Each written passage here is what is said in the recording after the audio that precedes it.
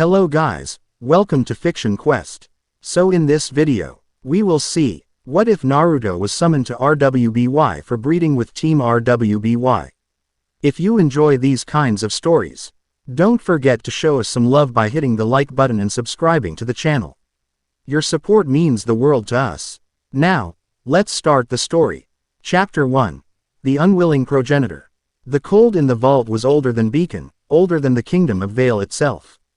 It was the deep, patient cold of bedrock and forgotten history, a chill that seeped through boot soles and settled in the marrow. It was a place of endings, and Ozpin, with a weariness that felt as ancient as the stone around him, was praying it would be a place of new beginnings. The four girls of Team RWBY stood in a loose, tense formation before the circular chamber. They knew only fragments, whispers of a plan so desperate it bordered on sacrilege. They knew of the maidens, of Salem, of the hopeless, grinding cycle of Ozpin's war. They knew this was his last, unthinkable gambit. The air hummed, thrumming with a power that tasted of ozone and something else, something wild and untamed that bent the Vey. Rye light around the arcane markings etched into the floor. Weiss Schnee stood ramrod straight, her hand resting on the hilt of Myrtenaster, not for reassurance, but as an anchor to a world of logic and reason that felt rapidly slipping away. The sterile white of her combat dress was a stark defiance against the oppressive gloom. This was magic, true magic, far beyond the controlled, elemental fury of dust. It felt improper, uncivilized. Beside her, Blake Belladonna was a study in coiled stillness. Her amber eyes, wide and unnervingly focused, darted from the shimmering sigils to Ozpin's grim silhouette. One hand was draped casually near Gamble's shroud, a placid gesture that did nothing to hide the tension in her shoulders. She had spent a lifetime fighting against those who would treat people as objects, as tools. Every instinct screamed that whatever was about to happen was a violation of that principle on a scale she could not yet comprehend.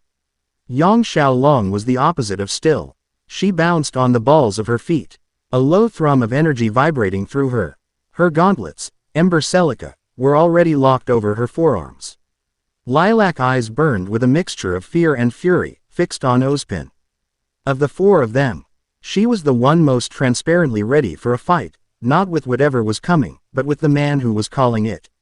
And Ruby Rose, their leader, looked like a child who had wandered into a tomb. Her silver eyes, usually so bright with infectious optimism, were huge and shadowed, reflecting the pulsating, unnatural light of the ritual. Crescent Rose was folded on her back, feeling less like a comfort and more like a useless weight.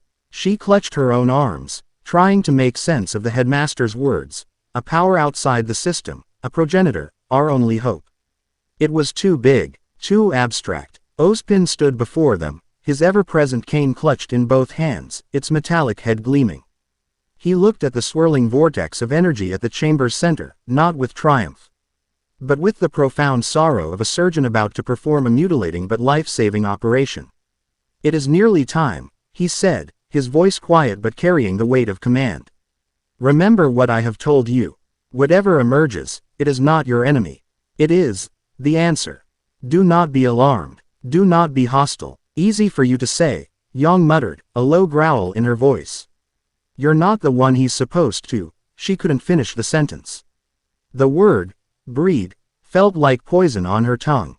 The hum intensified, rising from a thrum to a shriek that scraped at the inside of their skulls. The glyphs on the floor blazed with a light so white it burned, and the air in the center of the chamber didn't just shimmer, it tore. It ripped open like old cloth, not revealing a swirling vortex or a star-filled gateway, but a patch of utter, complete wrongness. It was a wound in the world. Then, as suddenly as it began, the noise and light vanished. The silence that rushed in was deafening, absolute. And a man was standing there. He hadn't walked through. He hadn't been deposited by a flash of light. It was as if the universe had blinked, and in that blink, it had decided he had always been standing there. The air settled around him, heavy and thick, suddenly smelling of sunlight after a storm and the rich scent of overturned earth. He was tall, broad-shouldered, radiating a sense of solid, unshakable presence. He wore a tattered black jacket over a mesh shirt, and loose, practical orange pants tucked into black sandals.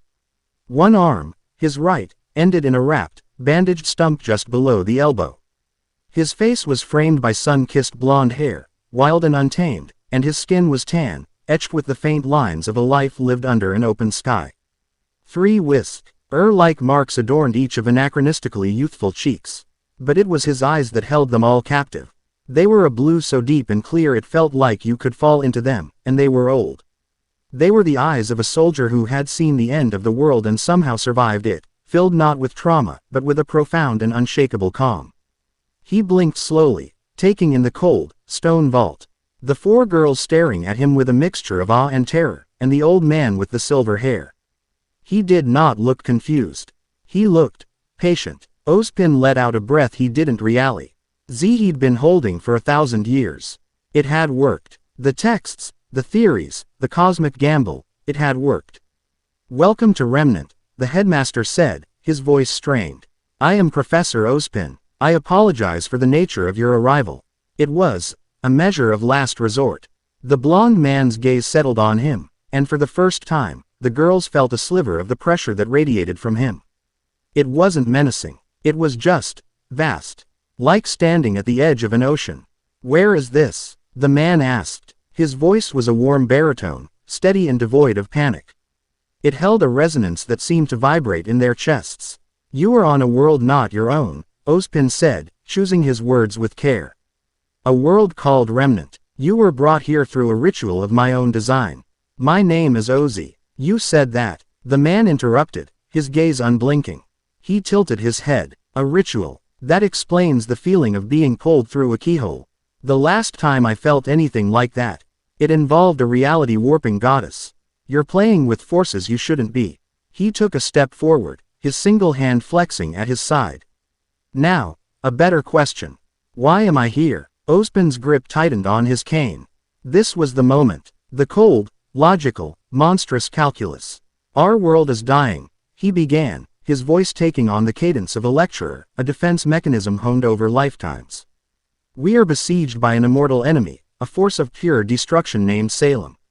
She commands creatures of darkness known as Grimm, and our efforts to stop her have been a stalemate for millennia. We are locked in a war of attrition we cannot win. The very powers that govern our world, our aura, our semblances, were granted by gods who have long since abandoned us. They are finite. We needed something more." He gestured toward the newcomer. "We needed a power from outside the established system. An anomaly. A being of such immense life force that their very nature could rewrite the rules. The ritual was designed to find such a being. It found you." The man, Naruto, though they did not know his name, listened with that same unnerving stillness. He glanced at the 4 girls, at their wide, fearful eyes and combat stances. His own eyes softened for a fraction of a second before hardening again as he turned back to Ozpin. "Get to the point," he said. The warmth in his voice was gone, replaced by a flat, dangerous calm. Ozpin took a deep breath. There was no way to soften this. "The plan, which I have termed the Progenitor Protocol, is one of grim necessity. You were summoned to sire a new generation of defenders. Your progeny, born of mothers with fully awakened auras and powerful semblances, would inherit your unique energy. They would be heroes unbound by the laws of our gods, possessing a power that Salem and her forces could not comprehend or counter. These 4 young women," he said, gesturing to the stunned team, "are the designated matriarchs. Team RWBY. The finest students of their generation." Silence. It was a thick, ringing silence, broken only by the sound of Ruby's sharp, hitching gasp. Then, the explosion. "What?" Weiss's voice was a whip crack of pure, aristocratic outrage. Her face, which had been pale, was now flushed with fury.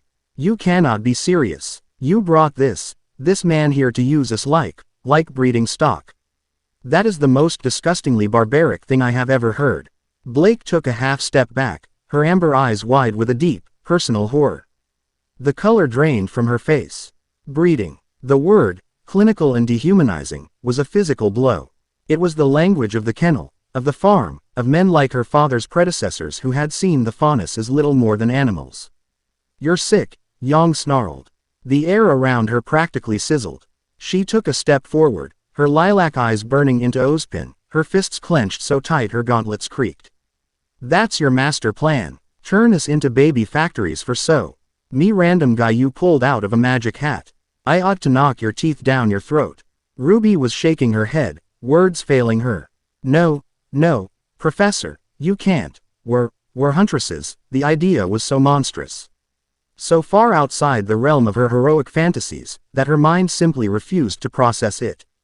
Throughout the furious outburst, the summoned man remained silent. He didn't look at the girls. His gaze was locked onto Ozpin, and the vast, oceanic pressure emanating from him was beginning to feel like a physical weight on everyone in the room. The calm in his eyes had evaporated, replaced by something that looked chillingly like disappointment. When he finally spoke, his voice was dangerously quiet. Look at me, he commanded. Ozpin, against his better judgment, met the man's gaze. I have fought in wars that would shatter your world, the man said, his voice a low, rumbling threat. I have seen friends die, I have killed gods, and I have clawed my way to a peace that cost me almost everything. He raised his bandaged stump. I am the hero of my world. A leader. The 7th Hokage of Konohagakure. My name is Naruto Uzumaki. He took another step, and now he was directly in front of Ozpin, looming over him. And you, Naruto whispered, his voice laced with a contempt that was more chilling than any shout, in your desperation, have become a fool. I am not a stud. I am not a tool. He glanced back at the 4 girls, his expression softening for a barest moment. And they are warriors, not broodmares. Your plan is rejected, utterly. In that single, quiet moment of defiance, something shifted. The fear in Team RWBY's eyes was replaced by a flicker of stunned shock, and then, a sliver of something else. Respect. This stranger, this imposing, powerful man who was supposed to be their designated mate, had just defended their honor, their agency, when their own headmaster had cast it aside for the greater good. Before Ozpin could formulate a response, a klaxon began to blare, a jarring, synthetic scream that echoed off the ancient stone. Red lights flashed, painting the vault in frantic, bloody strokes. A tinny, panicked voice erupted from the intercom. Breach in the main courtyard. Massive grim concentration. All available huntsmen and Atlesian knights, respond immediately. They're coming out of nowhere. Ozpin's head snapped toward the chamber entrance. The ritual, he breathed, his face paling. The sheer energy output, it must have been a beacon. You didn't think of that? Naruto asked, his tone flat. He was already moving, his single hand blurring as he retrieved a scroll and a handful of 3-pronged kunai from a pouch on his leg. We have defenses, Weiss insisted, shaking herself out of her stupor. They're not gonna be enough, Yang said, her battle-honed senses telling her the sheer panic in the intercom voice was a bad sign. They burst out of the secret elevator and into the chaos of Beacon's main hallway. Students were running, screaming. Through the grand arches that led to the courtyard, they could see the nightmare. The lawn was a roiling sea of black fur and white bone. Dozens, hundreds of Beowulfs, Ursai, and Borbotusks swarmed the grounds, moving with a frenzied, unnatural aggression. The Atlesian knights that patrolled the campus were being torn apart, their metallic limbs rent from their torsos like paper. Huntsmen and huntresses were engaged in desperate, scattered pockets of resistance, their semblances flaring like brief, beautiful novas before being swallowed by the tide of darkness. Gods, Blake whispered, her cat ears flattening against her head beneath her bow. Ruby fumbled for her weapon, her hands shaking. There's too many, we have to help. She started to move, but a hand on her shoulder stopped her. It was Naruto. He was looking out at the chaos, his expression grim but focused. He wasn't panicked. He was assessing, calculating. Stay behind me, he ordered. It wasn't a suggestion. He walked calmly through the archway and into the courtyard. The Grimm, sensing a new, potent source of life and soul, turned their collective, mindless hatred upon him. A wave of at least 50 Beowulfs surged forward. The 4 girls tensed, ready to charge in. But they were too slow. Naruto vanished. He didn't run. He just wasn't there anymore. An instant later, he reappeared in the center of the charging pack. It happened in less than a second. A flicker of orange and black. A series of dull, wet thuds. And then, silence from that section of the fight. 40 Beowulfs lay on the grass. Their limbs twisted at unnatural angles, skulls caved in, their forms already beginning to dissolve. He hadn't used a weapon. He hadn't used some grand, explosive power. It was just movement. Speed beyond reason, and strikes so precise they seemed to ignore the Grimm's bone plate armor entirely. "Did you see that?" Yang breathed, her jaw slack. She was the premier brawler of their year, maybe the whole school. She knew fighting, and what she had just witnessed was not fighting. It was extermination. Naruto didn't pause. He flowed from one group to the next. An Ursa Major reared up, claws the size of daggers ready to descend. Naruto was already there, his single hand slapping against its chest. It wasn't a punch. It was a simple, open-palmed strike. The air cracked, and the Ursa's entire torso imploded, its massive body collapsing like a deflated bag. He was a blur, a force of nature. He moved with a grace that defied his powerful build, his one arm doing the work of four. He wasn't just fighting. He was dismantling the enemy army with the detached efficiency of a master craftsman. Then the ground shook. From the edge of the emerald forest, a new shape emerged, towering over the dormitories. A Goliath. Ancient, massive, its trunk raised in a bellow that shook the very foundations of the school. Its eyes, burning with malevolent red intelligence, fixed on the sea of chaos. It was the Alpha, the general of this impromptu army. The remaining huntsmen froze, their faces masks of sheer terror.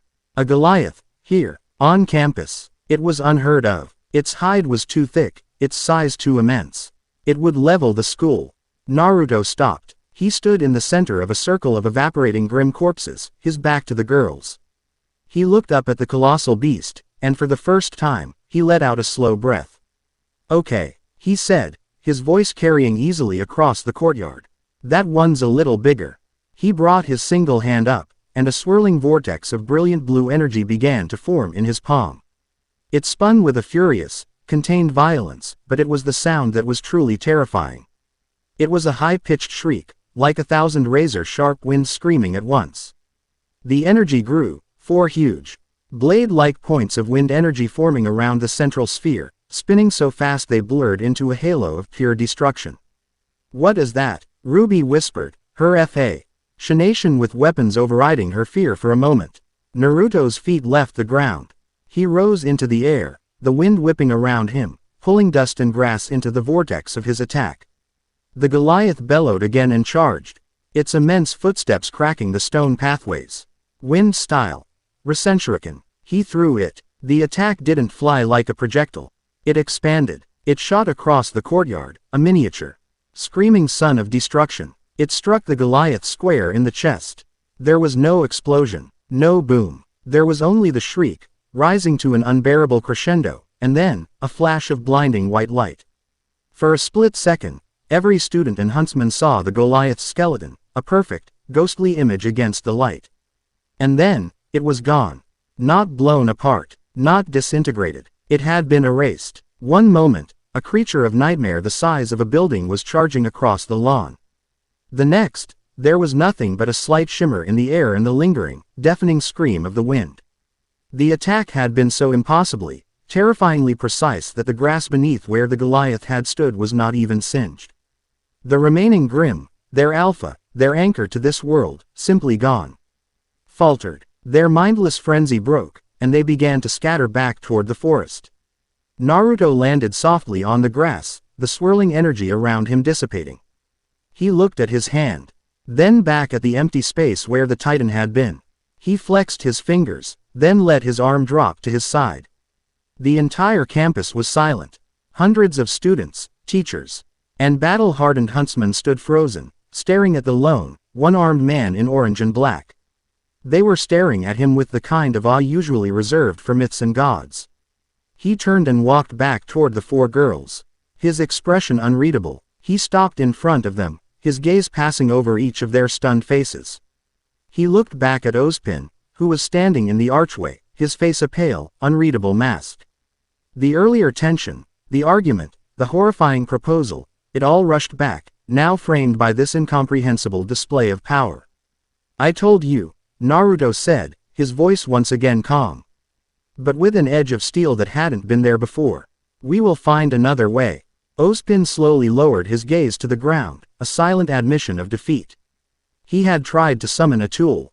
He had, instead, summoned a reckoning. As Naruto stood there, a silent sentinel in the aftermath of a battle that had barely been a warm-up for him, Ozpin's mind replayed the moment of the summoning. It wasn't the man's power that he was thinking of. It was the flicker of something else he had felt, just as the portal had sealed itself shut. A cold, hungry static that had slithered through the cracks of reality. A presence that felt like the antithesis of the vibrant, overwhelming life force of the man now standing before him. He pushed the thought aside. One crisis at a time. Down in the silent, cold depths of the vault, unseen by any eye, a single, minuscule mote of crystalline black dust lay on the stone floor. It had fallen from the edge of the dimensional tear, a fleck of blackness that seemed to drink the light around it. It pulsed once, a faint, silent beat of anti-life, and then dissolved into the ancient stone, sinking into the foundations of beacon like a drop of poison in a well. The Unraveler had arrived. Back in the courtyard, Naruto met the eyes of Team RWBY. Yang's aggression was gone, replaced by wide-eyed shock. Weiss's indignation had melted into sheer, unadulterated awe. Blake's guarded fear was now a deep, questioning curiosity. And Ruby was looking at him like he was the coolest thing she had ever seen in her entire life. He gave them a small, tired, almost imperceptible smile. "So," he said, breaking the spell. "Who can tell me where I can get some ramen in this world? I'm starving." The question was so mundane, so absurdly normal after what they had just witnessed, that it shattered the tension. Yang let out a choked laugh. Ruby blinked, then a slow grin spread across her face. A fragile, unspoken, and utterly bizarre alliance had been forged in the crucible of a monstrous proposal and a one-sided massacre. They were no longer Ozpin's designated matriarchs, and he was not their unwilling progenitor. They were 5 people, bound by a secret that could break the world, standing in the ruins of a battle that was only the first whisper of a much darker war to come. Chapter 1 End. Chapter 2. Echoes in the Emerald Forest. The silence in Ozpin's office was as thick and heavy as the smog over Mantle. 2 days had passed since the grim incident, as the official story was now calling it. 2 days since Naruto Uzumaki had single-handedly repelled an invasion force that would have cost dozens of huntsmen their lives, and 2 days since he had unequivocally dismantled Ozpin's progenitor protocol with a few quiet words and an earth-shattering display of power. Now, Naruto sat in one of the chairs opposite the headmaster's desk, observing the grand clockwork mechanism behind him. The rhythmic ticking was the only sound. He wasn't fidgeting. He wasn't looking at Ozpin. He was simply present. A mountain of calm, patient power that made the expansive office feel small and confining. Ozpin, for his part, sipped his cocoa. The familiar ritual doing little to soothe the tremor of uncertainty in his ancient soul. He had set the pieces on the board, but one of them had turned into a queen, king, and rook all at once, and it was refusing to play by his rules. "I have reconsidered the protocol," Ozpin began, setting his mug down with a soft click. It was a gross understatement. Naruto hadn't just rejected the plan, he had made it seem laughably, obscenely foolish. "Your position is understood. Your autonomy will be respected." Naruto finally turned his gaze from the clockwork. His deep blue eyes locked onto Ozpin's. "Good, because it was never an option." "Quite," Ozpin conceded, ignoring the subtle rebuke. "However, your presence here remains a strategic asset I cannot ignore. Salem does not know of you. The world does not know of you. For now, you are an unknown variable, and that is a weapon in itself. I will not ask you to be a sire, but I will ask you to be a huntsman." Naruto leaned forward slightly, his single hand resting on his knee. "I'm not one of your students. I don't need your permission to fight." "No, you do not," Ozpin agreed smoothly. "But you do need knowledge. This world, our enemy, the nature of grim, aura, semblances, it is all foreign to you. You are powerful, Mr. Uzumaki, astonishingly so, but power without understanding is a wildfire. It can be as destructive to your allies as to your foes." He gestured to the window, which overlooked the now pristine courtyard. The grass had been replaced, the cracks in the stone filled. An illusion of peace. "You need a guide, or, in this case, 4 of them." A corner of Naruto's mouth twitched. He saw the play. Ozpin was beaten, but he hadn't folded. He was still trying to maneuver, to foster the connection he had originally intended to force. It was a political move, cloaked in logic. Naruto could respect the craft, even if he disliked the motive. "You want me to go on a field trip," he stated, his tone flat. "I want you to acclimate," Ozpin corrected. "And I want you to allow my students to acclimate to you." Team RWBY has been assigned an extended reconnaissance mission in the Emerald Forest. Officially, they are to investigate reports of anomalous grim activity near the forest's northern ridge. Unofficially, he leaned forward, his voice dropping, "I want you to observe, learn, and I want to see how you work together. The synergy between you and them. It could be the key, progenitor protocol or no." Naruto was silent for a long moment. He didn't want a babysitting assignment. He had a world to get back to, a village to lead. But he knew, with a weary certainty, that it wouldn't be that simple. Pulling him across dimensions was a cataclysmic act. There was no easy undo button. For now, this was his reality. And Ozpin was right about one thing. He was blind here. He needed to understand the rules before he could effectively break them. "Fine," Naruto said at last. "But I'm not their student. We go as equals." Ozpin offered a small, genuine smile of relief. "I would expect nothing less." The air in the bullhead was thick with a strange mixture of teenage awkwardness and the underlying tension of sharing a confined space with a living demigod. RWBY was practically vibrating in her seat, clutching a notebook and a pen, her silver eyes darting between Naruto and her list of pre-written questions. Weiss sat opposite, maintaining a prim and proper posture, though her gaze kept flicking to Naruto's bandaged stump, a morbid curiosity warring with her sense of decorum. Blake was curled in a corner seat, a book open on her lap. But her eyes hadn't moved from the same page in 5 minutes. Yang was the one to finally break the silence. She sauntered over and plopped down in the seat next to Naruto, leaning in with a conspiratorial grin. "So," she said, her voice a low purr. "God of Wind, huh?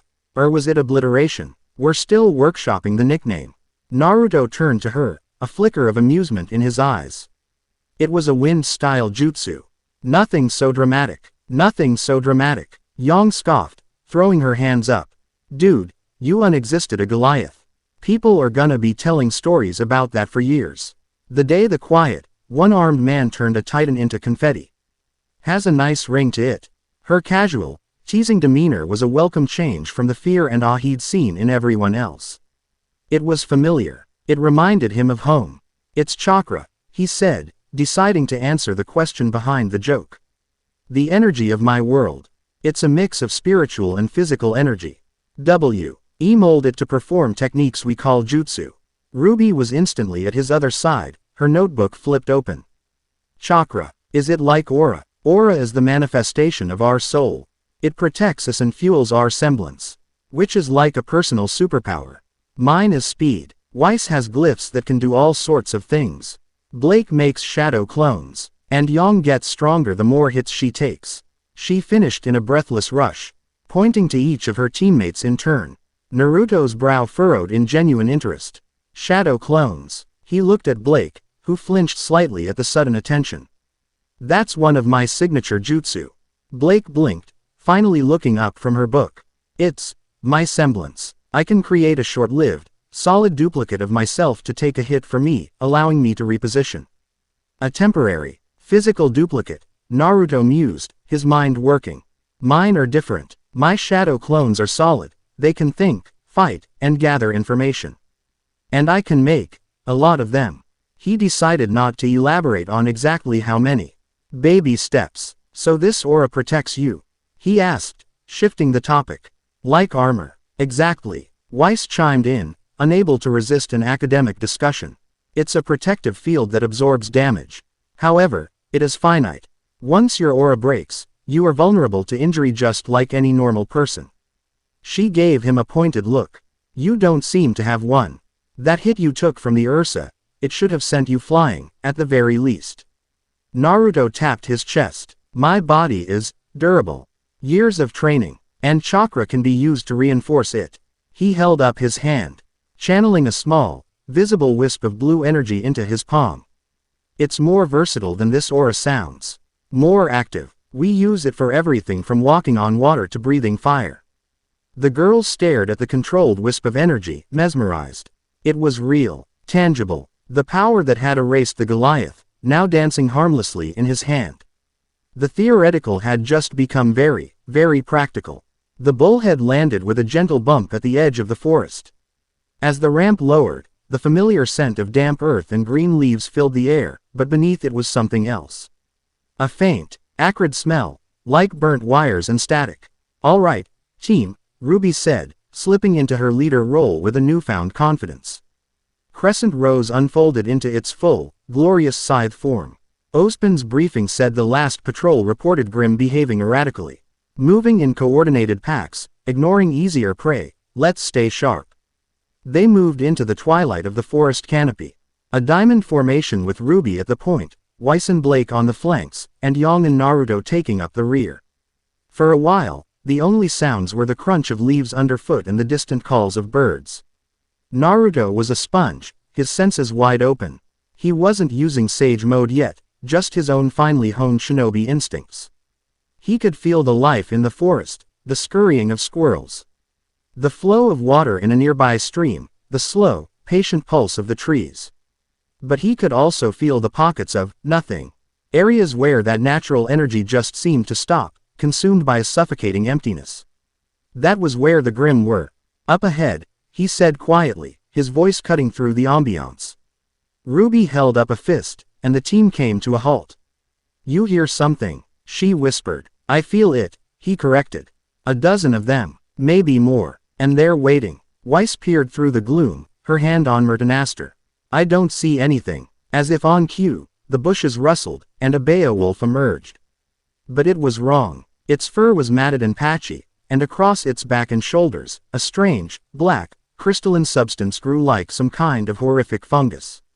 It pulsed with a faint, sickly purple light. Its movements weren't the usual bestial lunge. They were jerky, unnatural, like a puppet on strings.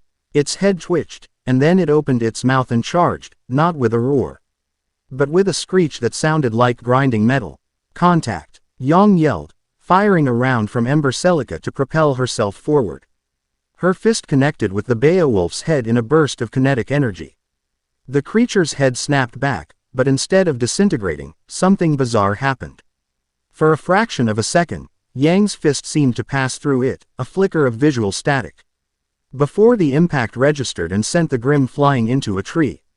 "What the hell?" Yang yelled, shaking her hand.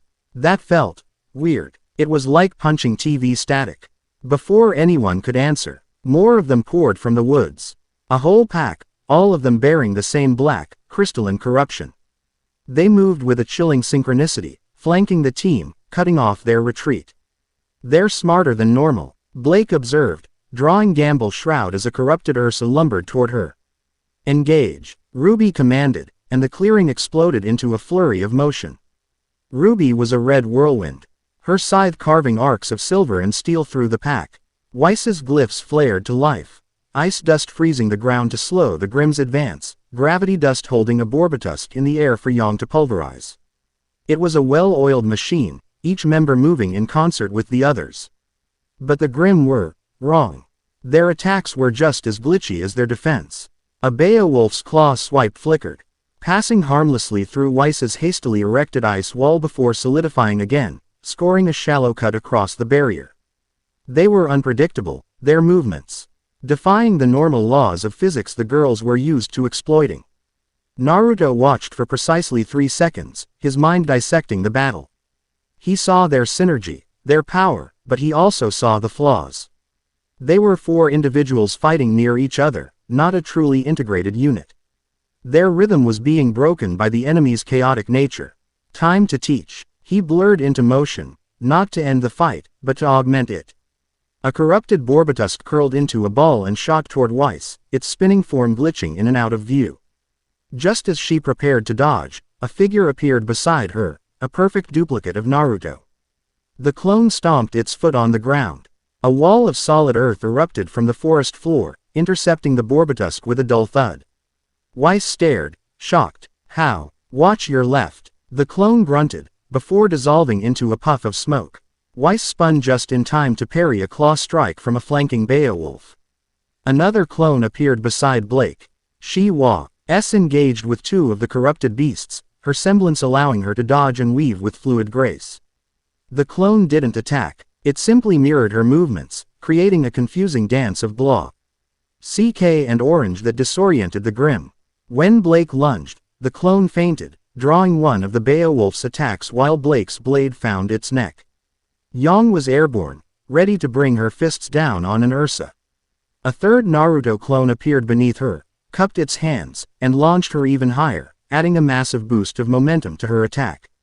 Woo-hoo, she yelled, as her fists slammed in to the Ursa's head with the force of a meteor, shattering it completely. The real Naruto, meanwhile, had found the core of the problem. He moved through the battle like a ghost, his single hand a blur. He wasn't aiming for vital points. He was striking the black crystals. Each time his chakra-infused fingers made contact with the strange substance, it sizzled and dissolved, and the Grimm would falter. Its movements reverting to the familiar, bestial patterns they knew. He was a surgeon, cutting the cancer out of the battle. But he was also a guardian. Blake was in trouble. She had just finished her two opponents when a massive, heavily corrupted Borbatusk, larger than any she'd seen, burst from the undergrowth. It was too fast, too close. She used her semblance, leaving a shadow clone to take the hit.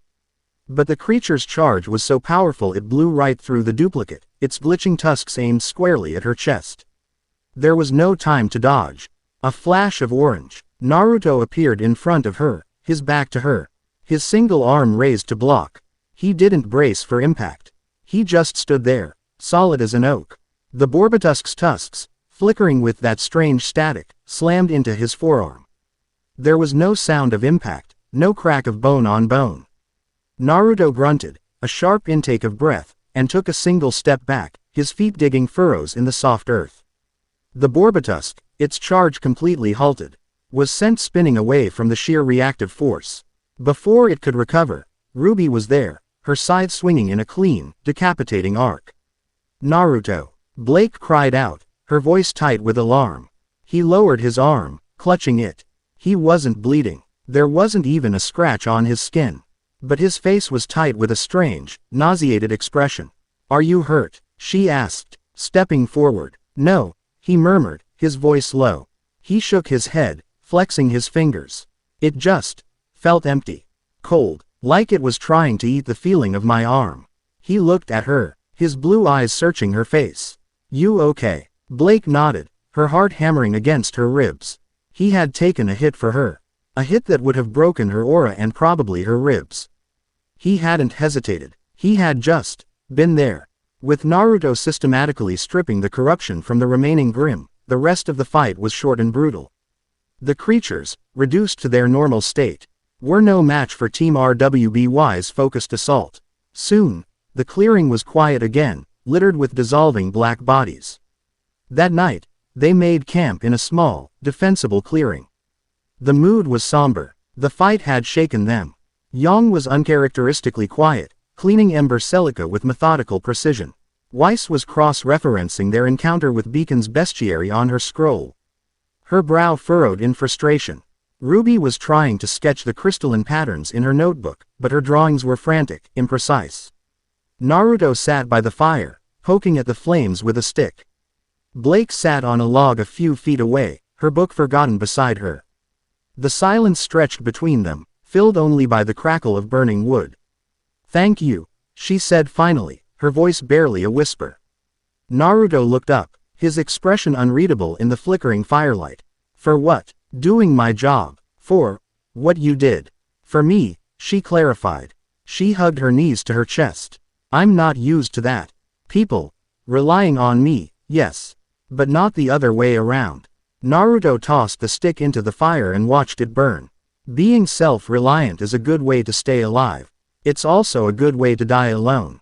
The words hit Blake harder than the Borbatusk would have. She looked down, her bow twitching.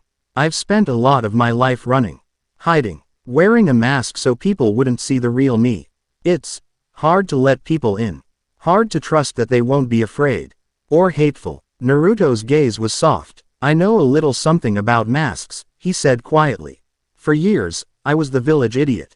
Loud, obnoxious, always smiling. It was a mask to hide the fact that everyone looked at me with fear and hatred. They didn't see a boy. They saw the monster sealed inside me. He paused, the firelight catching the old pain in his eyes. The loneliness of being surrounded by people but being utterly alone, it's the worst kind. Blake's head snapped up, her amber eyes wide. She stared at him, truly seeing him for the first time. Not as a demigod, not as Ozpin's weapon, but as someone who understood. The loneliness, the fear of being judged for something you are, not what you do. It was the core of her entire existence. How did you? She started, but she didn't know how to finish the question. How did you survive it? I found people who refused to see the monster, he said, his voice gaining a familiar warmth. A teacher. 2 friends. They looked at me and saw Naruto. They were the first ones. After that, it got easier to show others. It's hard to hate someone when they're saving your life.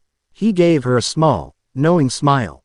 You've got 3 people right over there who seem pretty determined to see the real you, cat ears and all. Blake's breath hitched. He knew. Of course, he knew. With his senses, a simple bow wouldn't have been enough. But he hadn't said anything. He hadn't treated her any differently.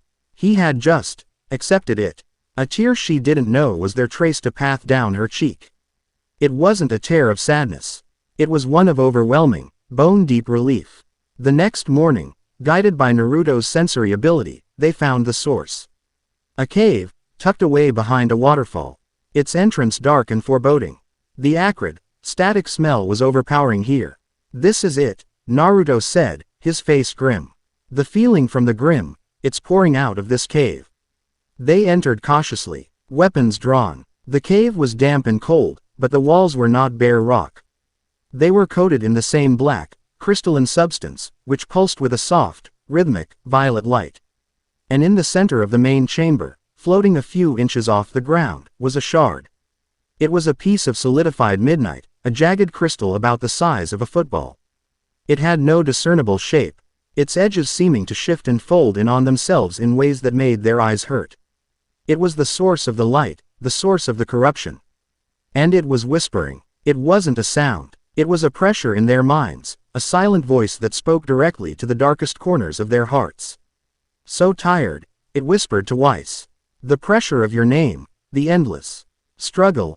I can give you the power to stand on your own, to be undeniable. All that anger, it purred to Yang. All that fire, let it burn.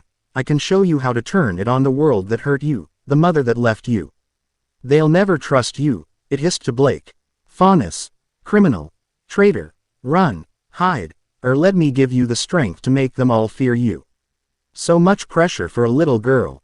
A leader, but you're just a child playing with a scythe. Let me make you strong, truly strong, so you'll never lose anyone again. The girls stumbled, their hands flying to their heads. The whispers were seductive, preying on their deepest insecurities with surgical precision. But the shard had a whisper for Naruto, too. And it was different. Anomaly. Intruder. You do not belong. This story is not yours. Let go. Fade into the cracks. I can offer you the one thing you crave. Oblivion, an end to the struggle, true peace.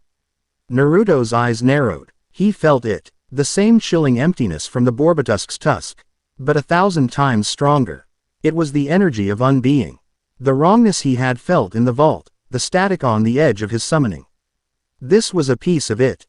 He pushed the icebergs from his mind with an iron will forged in the crucible of Kurama's hatred and the loneliness of 1,000 empty nights. Get back, he ordered, his voice cutting through the mental fog. He stepped forward, his single hand outstretched. He didn't summon a massive ball of wind.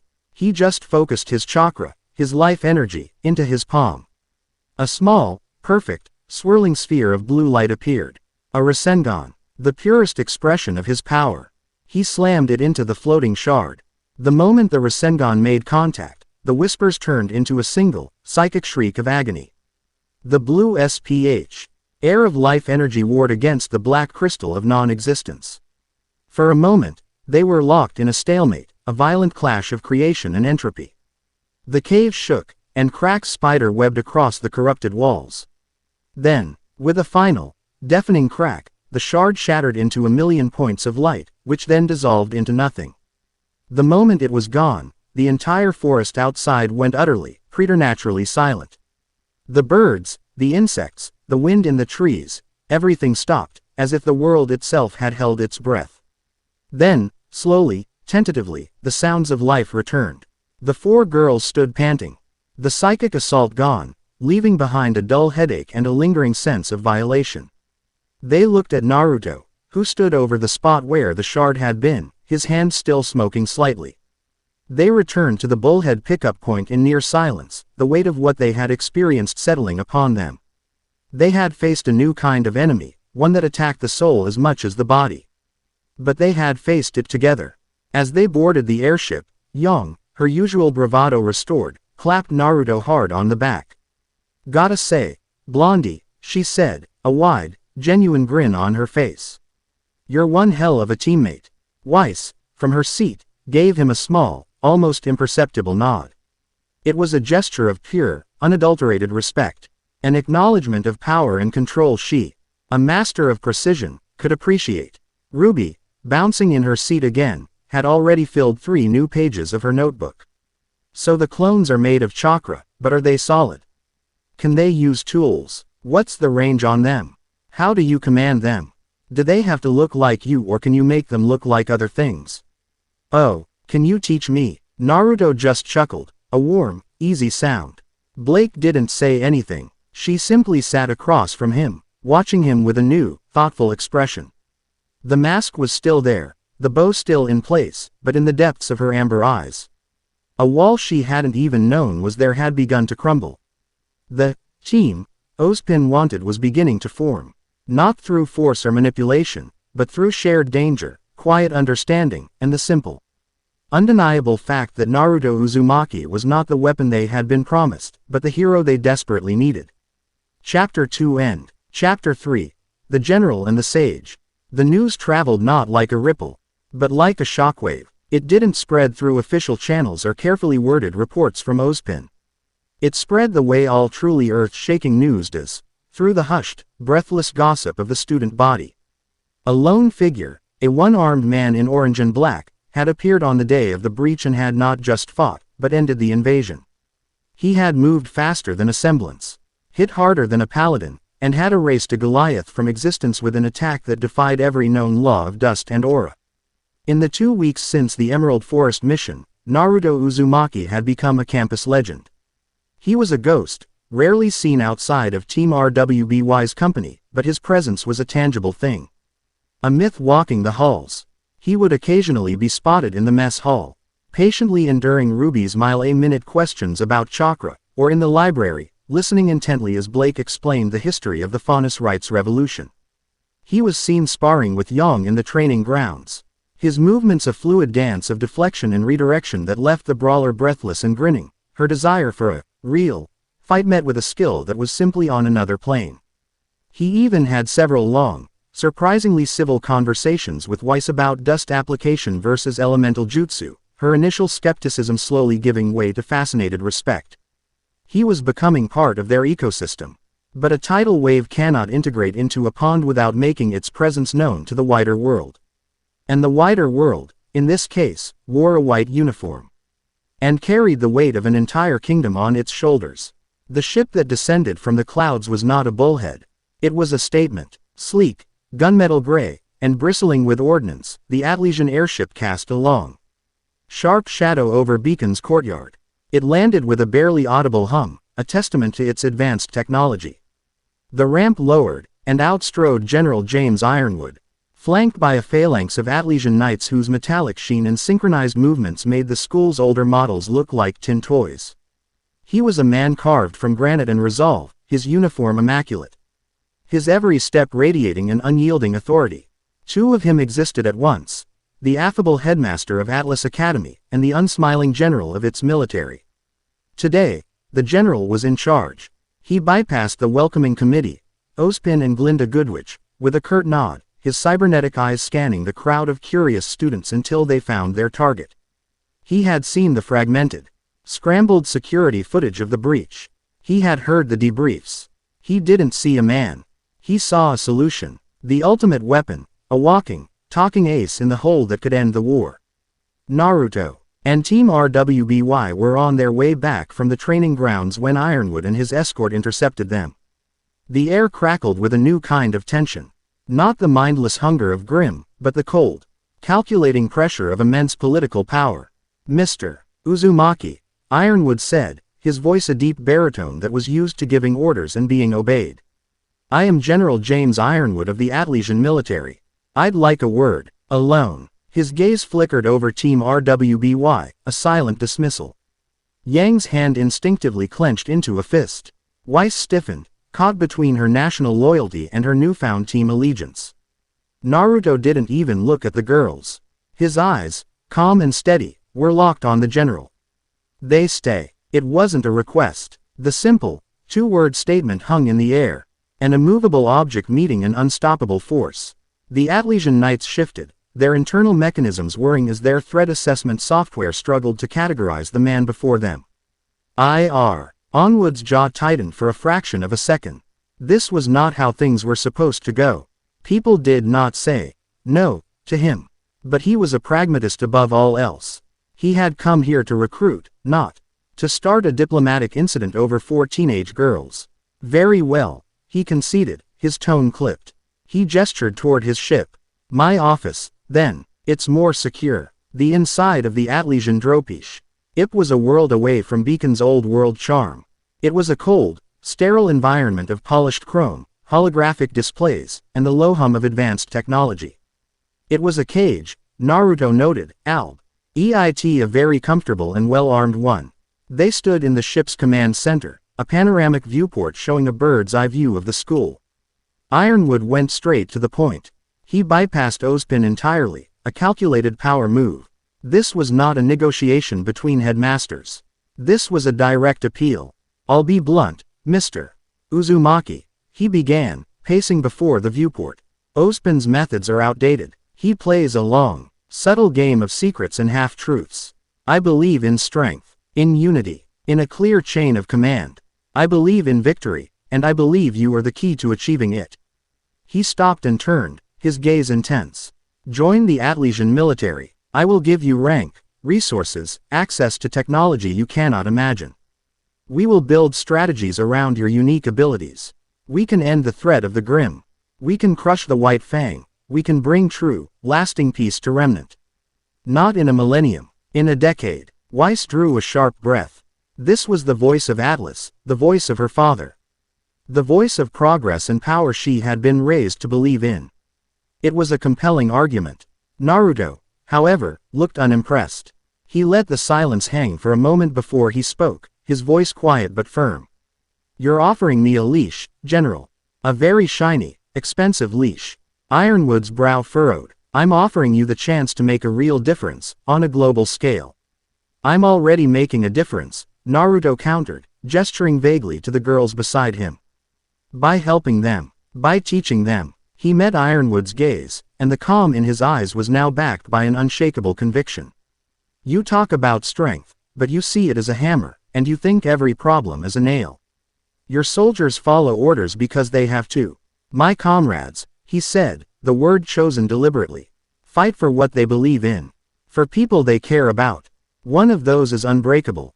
The other shatters the moment your command structure fails. Ideals are a luxury we can't afford. Ironwood's voice rose, his frustration showing. We are at war. We need discipline, not sentiment. You need both, Naruto shot back. A soldier who has forgotten why they fight is just a weapon. And weapons can be turned on anyone. The ideological clash was a palpable force in the room. Weiss was torn. The general's words resonated with her upbringing, with the Atlesian ideal of order and strength. But Naruto's rebuttal, it spoke to the part of her that had defied her father, that had chosen to come to Beacon, that had started to see her teammates as a family. She looked at Naruto, standing there so calmly against the might of an entire kingdom, and felt a pull she couldn't explain. Ironwood, seeing he was losing ground, changed tactics. He turned his attention to Weiss. Specialist Schnee, he said, his tone softening slightly. You, of all people, should understand. Atlas is the beacon of humanity's strength. We are on the front lines. Your family's company P. RWBY's the very energy that powers our defenses. This man, his power is chaotic, untrained, an anomaly. Under my guidance, it could be honed, directed, made reliable. Before Weiss could respond, Naruto spoke. Reliable like your machines. Quote. The question was quiet, but it landed like a grenade. Ironwood narrowed his eyes. My machines are the pinnacle of modern technology. They feel no fear. They do not hesitate. Let's see them, then. Naruto challenged, a glint in his eye. Show me, show us all, your best machines versus a controlled, grim specimen. A demonstration. You want to prove your philosophy is superior. Prove it with action, not words. It was a brilliant move. He had turned Ironwood's own belief in tangible strength back on him. The general, his pride and his entire ideology now publicly on the line, could not refuse. A slow, dangerous smile spread across his face. An excellent idea, Ironwood said. An excellent idea indeed. The demonstration was held in one of Beacon's largest sealed training arenas. On one side stood two of Ironwood's newest creations, the Paladin 290s. They were bipedal war machines, twice the size of the model that had run rampant at the docks. Their white armor plating gleaming under the arena lights. On the other side of the reinforced barrier, a massive, caged King Taijutsu, a two-headed serpent grim, hissed and coiled, its red eyes burning with malice. Ironwood stood in the observation deck, flanked by Ozpin and Glinda. Naruto and Team RWBY stood on the arena floor, a safe distance away. The Paladins' targeting systems are networked. Ironwood explained over the intercom, his voice dripping with pride. They analyze enemy attack patterns and adapt their defenses in real time. They are untouchable. The barrier lowered. The King Taijutsu lunged. What followed was a brutal, beautiful dance of death. The two-headed serpent struck with blinding speed, but the paladins were faster. One machine would raise a shield to block the fangs of the white head, while the other would pivot, its minigun spewing a stream of high-caliber rounds into the flank of the black head. They moved in perfect, cold synchronicity. It was, as Ironwood had promised, flawless.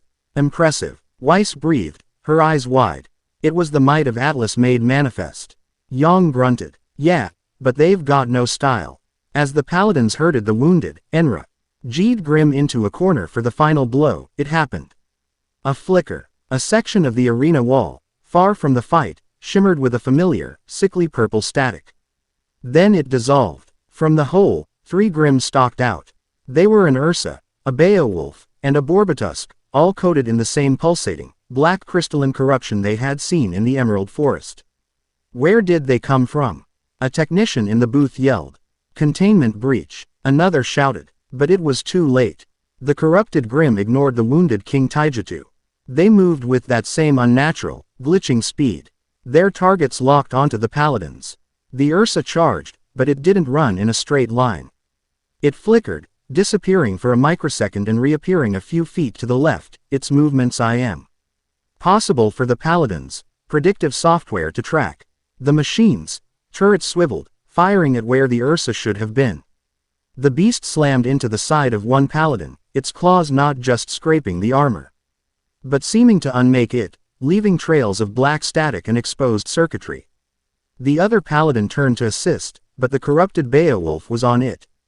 The Grim's attack was a blur of motion, its claws phasing through the paladin's raised energy shield before solidifying again to tear into the machine's cockpit. What's happening? Ironwood roared into his comms. Why aren't they adapting? Their attack patterns are illogical, sir. A panicked voice came back. They're not conforming to any known Grim behavior. Our targeting systems can't get a lock. The demonstration of power had become a massacre. The pristine, advanced machines were being torn apart by a force that did not play by their rules. Ironwood's elite soldiers, his Aesop's, who had been waiting in the wings, scrambled to enter the arena. But the situation was deteriorating too quickly. They need help, RWBY cried, her hand flying to Crescent Rose. Wait, Naruto said, his voice calm. He was watching the chaos, his eyes narrowed. Not in panic, but in intense concentration. He was seeing a pattern in the chaos. The moment a soldier's life was in danger, he acted. A corrupted Grim lunged for one of the Aesop's. Naruto was suddenly there, a blur of orange. He didn't attack the Grim. He grabbed the soldier by the vest and threw him backward, out of harm's way. RWBY. Go, he commanded. It was all they needed to hear. They exploded into action, not as 4 individuals, but as the unit Naruto had been training them to be. Weiss, crowd control, slow them down, RWBY yelled. Weiss didn't hesitate. A massive glyph appeared on the floor, and the entire area around the corrupted Grimm was coated in a sheet of ice. The creatures slipped, their unnatural movements momentarily disrupted.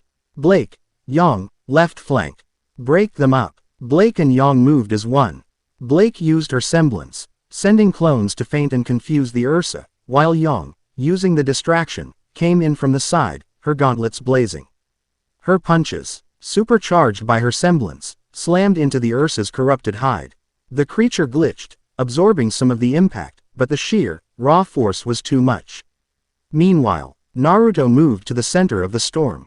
He closed his eyes for a single second, and when he opened them, a faint orange pigmentation had appeared around them. Sage mode. The world snapped into focus for him, not as light and color, but as a sea of energy. He could see the natural energy of the arena, the bright, distinct sparks of the girls' souls, and the sickening, void-like emptiness of the corrupted Grimm. And he could see something else. A faint, thread-like connection of that void energy linking the 3 lesser Grimm to the Borbitusk, which was hanging back, its crystals glowing brighter than the others. The source. He didn't announce his plan. He just did it. 2 shadow clones appeared. One shot toward Weiss, creating an Earth-style wall to protect her from a piece of shrapnel from an exploding paladin. The other appeared beside RWBY, simply pointing.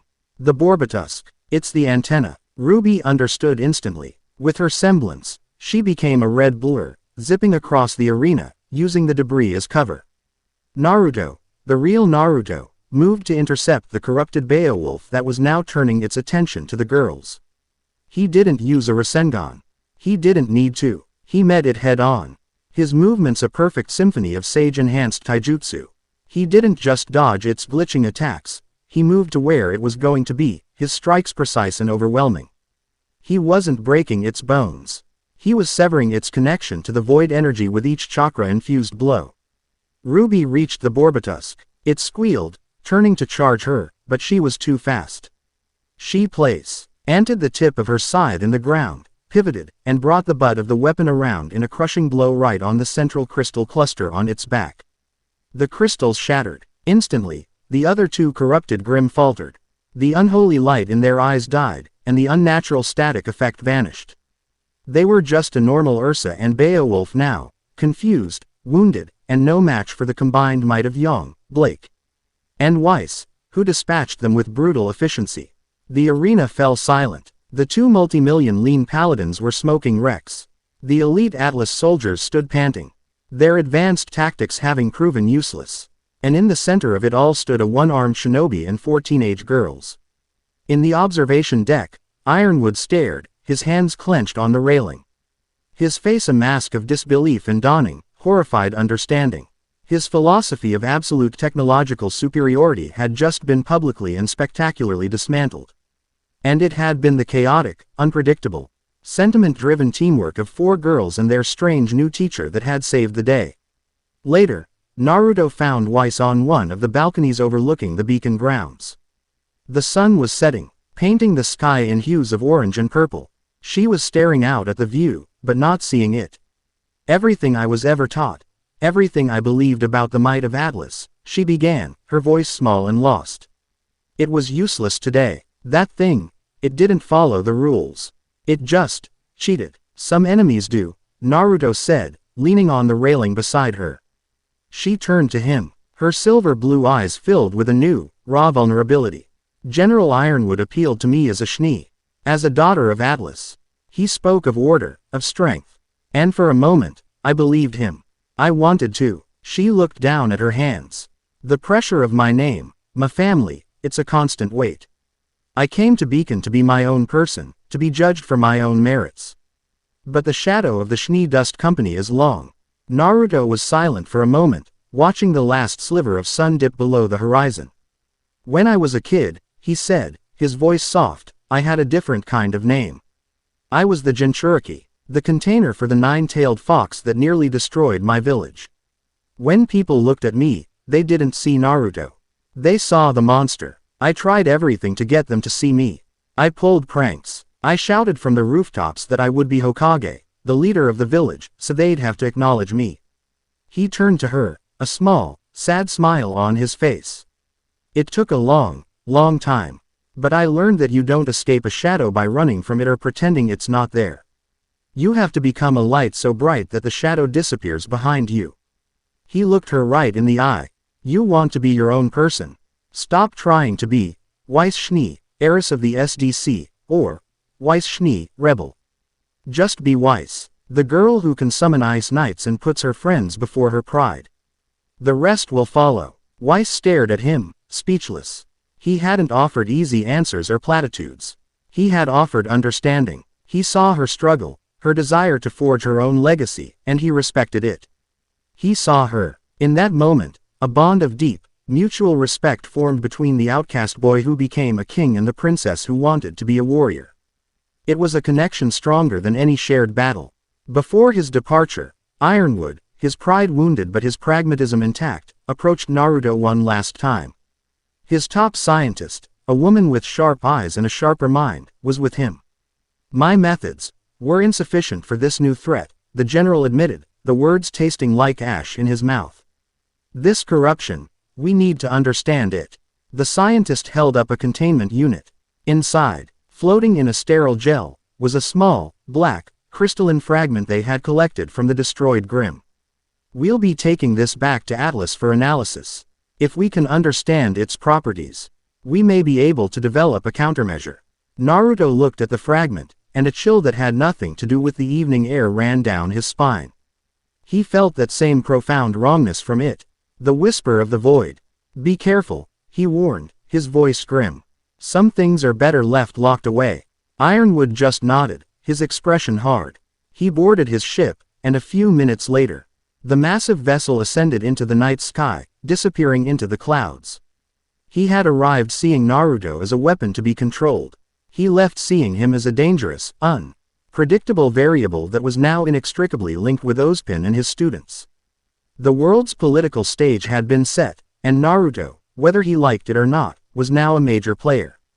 As the ship vanished, Team RWBY came to stand beside him on the balcony.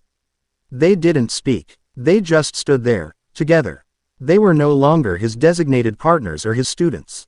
They were his allies, his team. Miles away, in a secure, subterranean lab deep in the heart of Atlas, the scientist placed the containment unit under a high-energy particle scanner. Beginning analysis, she said into her recorder, exposing the sample to a low-level energy field. The moment the energy beam touched the black fragment, it pulsed. The monitors connected to the scanner went haywire, spewing streams of nonsensical data. Inside the containment unit, the fragment began to grow. It sent out crystalline tendrils, consuming the sterile gel, multiplying itself with terrifying speed.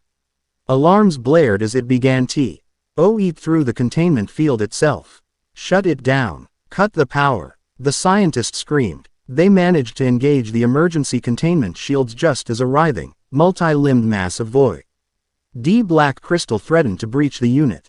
The lab was saved, but it was too late. The Unraveler, the parasite from the void between worlds, now had a foothold in the heart of Remnant's most advanced kingdom. And it was hungry. Chapter 3 End. Chapter 4. The Shadow of Unmaking. The approach of the vital festival transformed Vale.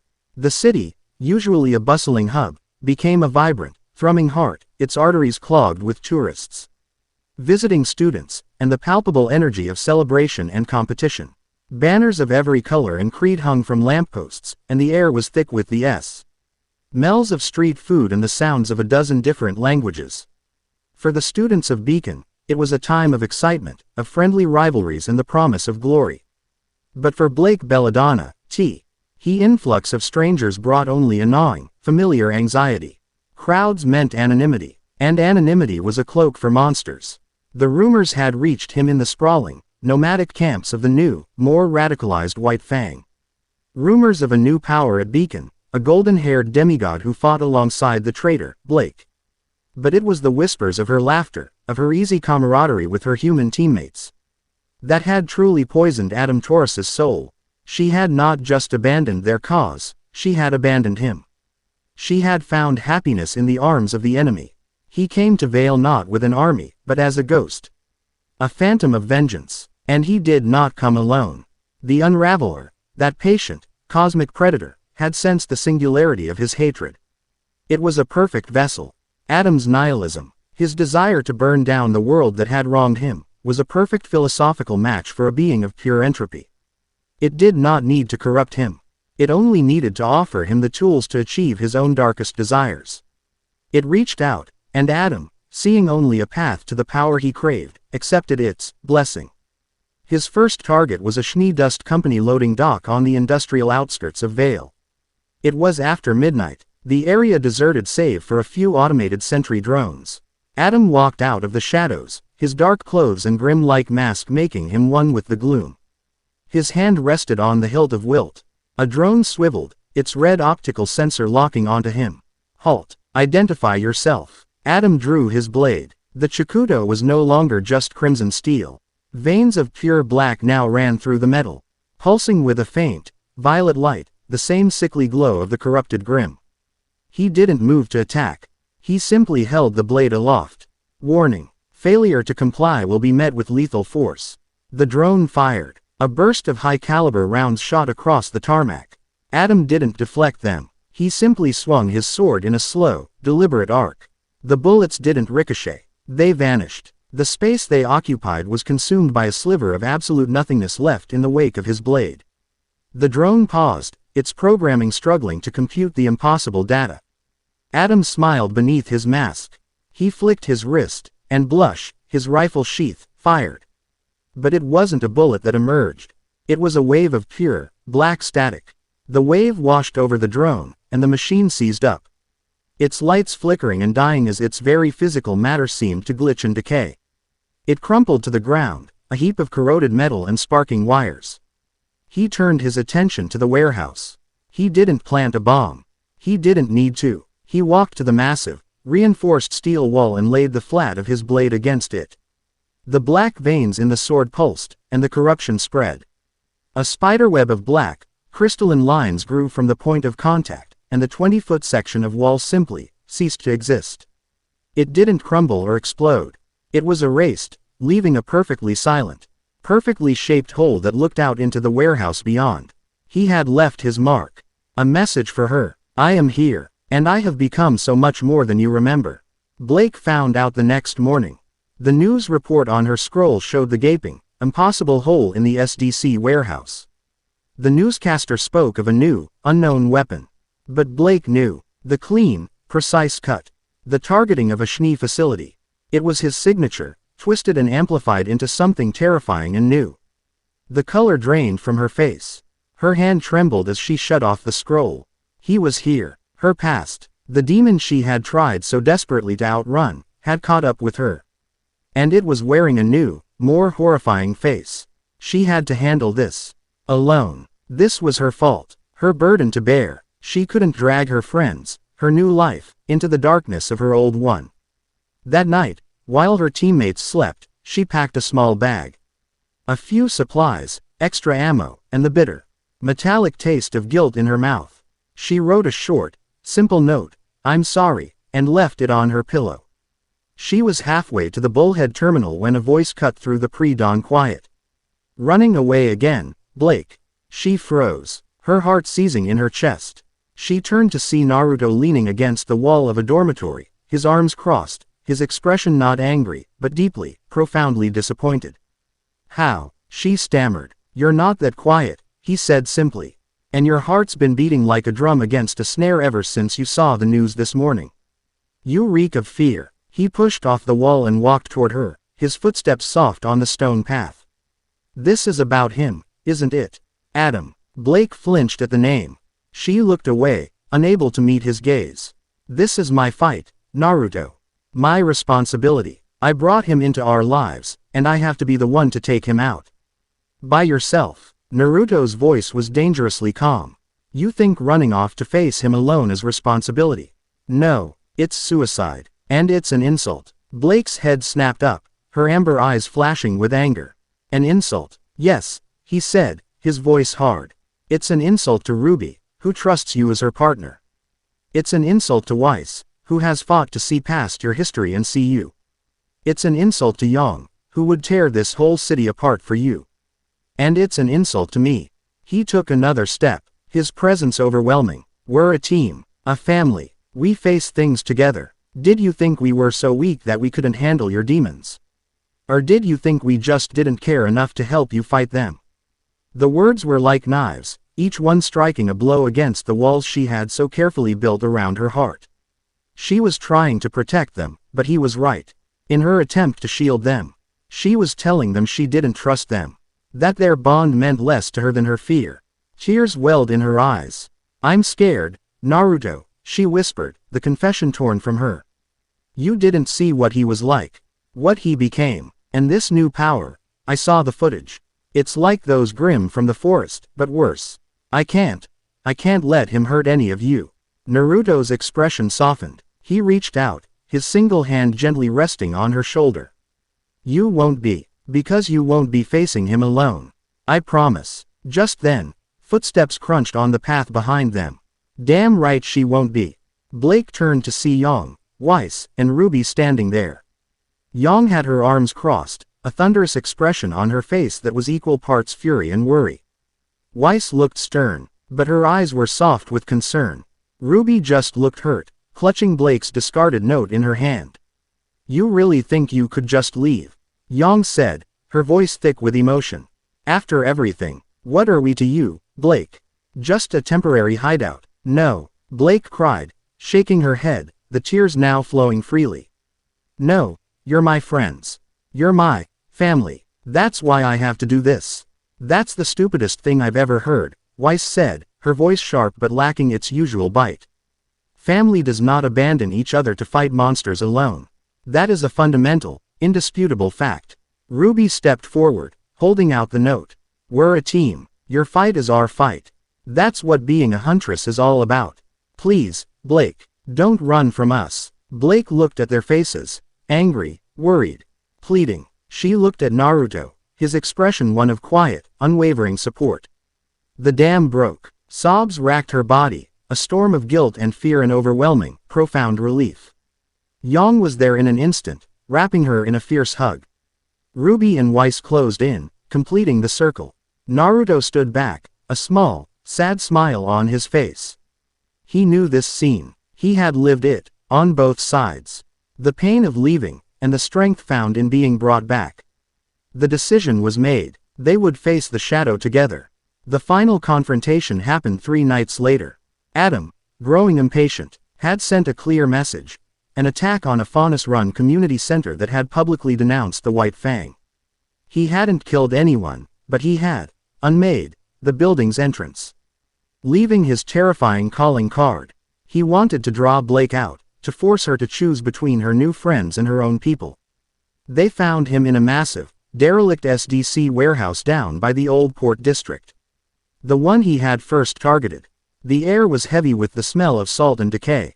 He was waiting for them, standing in the center of the cavernous space, bathed in a single beam of moonlight from a hole in the roof. The building was on fire, but the flames were strange, burning with a cold, violet light, casting dancing, distorted shadows. So, you came, my love, Adam's voice echoed, distorted by his mask. And you brought your human pets with you. And their master. His gaze lingered on Naruto, a flicker of something, curiosity, contempt, in his eyes. It's over, Adam, Blake said, her voice shaking but firm. She stood at the front of her team, gamble shroud in hand. The White Fang I believed in is gone. You've twisted it into an engine of pure hate. Adam laughed, a chilling, mirthless sound. Hate is a tool, Blake. The only tool humans have ever taught us to use. I have simply perfected it. He raised Wilt, its black-veined blade pulsing. They sent you to this school to be a huntress. To protect their world. But I have been given the power to unmake it. There is no comparison. He moved, and the battle began. He was a tempest of destruction. He wasn't just fast. He was unnaturally so. His movements glitching, covering impossible distances in the blink of an eye. He lunged at Blake, but Yang intercepted him, her fist meeting his blade. The impact was wrong. Instead of a clang of metal on metal, there was a sickening sizzle. A portion of Yang's gauntlet was simply erased, leaving a trail of black static. She cried out, more in shock than pain, leaping back. This power, Naruto murmured, his sage mode already active. He could see it clearly now. The void energy, the Unraveler's influence, wasn't just coating Adam. It was woven into him, into his very soul. It was a symbiotic relationship. Adam's hatred fed the void, and the void gave him the power to express that hatred. Weiss, cover Yang. RWBY, suppressive fire. Blake, with me, Naruto commanded, his voice cutting through the chaos. The fight became a desperate, brutal ballet. Weiss's glyphs would appear, only for Adam to slice through them, the magic unmaking on contact with his blade. RWBY fired shot after shot from crescent rows, but Adam would absorb the kinetic energy into his sword and send it back as waves of annihilating void energy that chewed up the concrete floor. It was a battle of philosophies as much as swords. Why do you protect them? Adam screamed at Blake, his voice cracking with rage as he parried a combined assault from her and Naruto. They spat on us, caged us, branded us. This world deserves nothing but ashes. They are not the world, Adam. Blake yelled back, her movements fluid and desperate. And you can't build a better future on a foundation of graves. Future. Adam laughed, a wild, unhinged sound. There is no future. There is only the here and now, and the beautiful, beautiful release of destruction. Naruto moved in, his focus absolute. He wasn't trying to overpower Adam. He was trying to contain him. He saw how the void energy worked. It was entropic, chaotic. It couldn't create, it could only destroy. So, Naruto created. He slammed his hand on the ground. Earth-style wall. A massive barricade of rock erupted between Adam and the rest of the team, giving them a second to breathe. Adam simply sliced through it, the rock turning to dust and static. But it was the second Naruto needed. He appeared behind Adam, a Rasengan already formed in his hand. You're not in control, Adam. Something else is pulling your strings. Adam spun, his blade meeting the Rasengan. The collision was apocalyptic. The contained, rotational life energy of the Rasengan warred against the unmaking properties of wilt. The air screamed, and a sphere of distorted reality expanded from the point of impact, warping the light and heat of the fires around them. The stalemate gave Blake the opening. It was a lesson Naruto had taught her in their spars. Don't fight the opponent's strength. Find the fulcrum and pivot. She didn't attack Adam. She attacked his power. Her blade, ribbon-like, whipped out, not at his body, but at his sword hand. It wasn't a disarming move, it was a distraction. As he moved to block it, she used her semblance, leaving a clone as a feint, and vaulted over his head. She landed behind him, just as Naruto, seeing her move, broke off his attack and leapt back. For a single, unguarded second, Adam's back was to her. Her blade flashed. She didn't aim for his neck.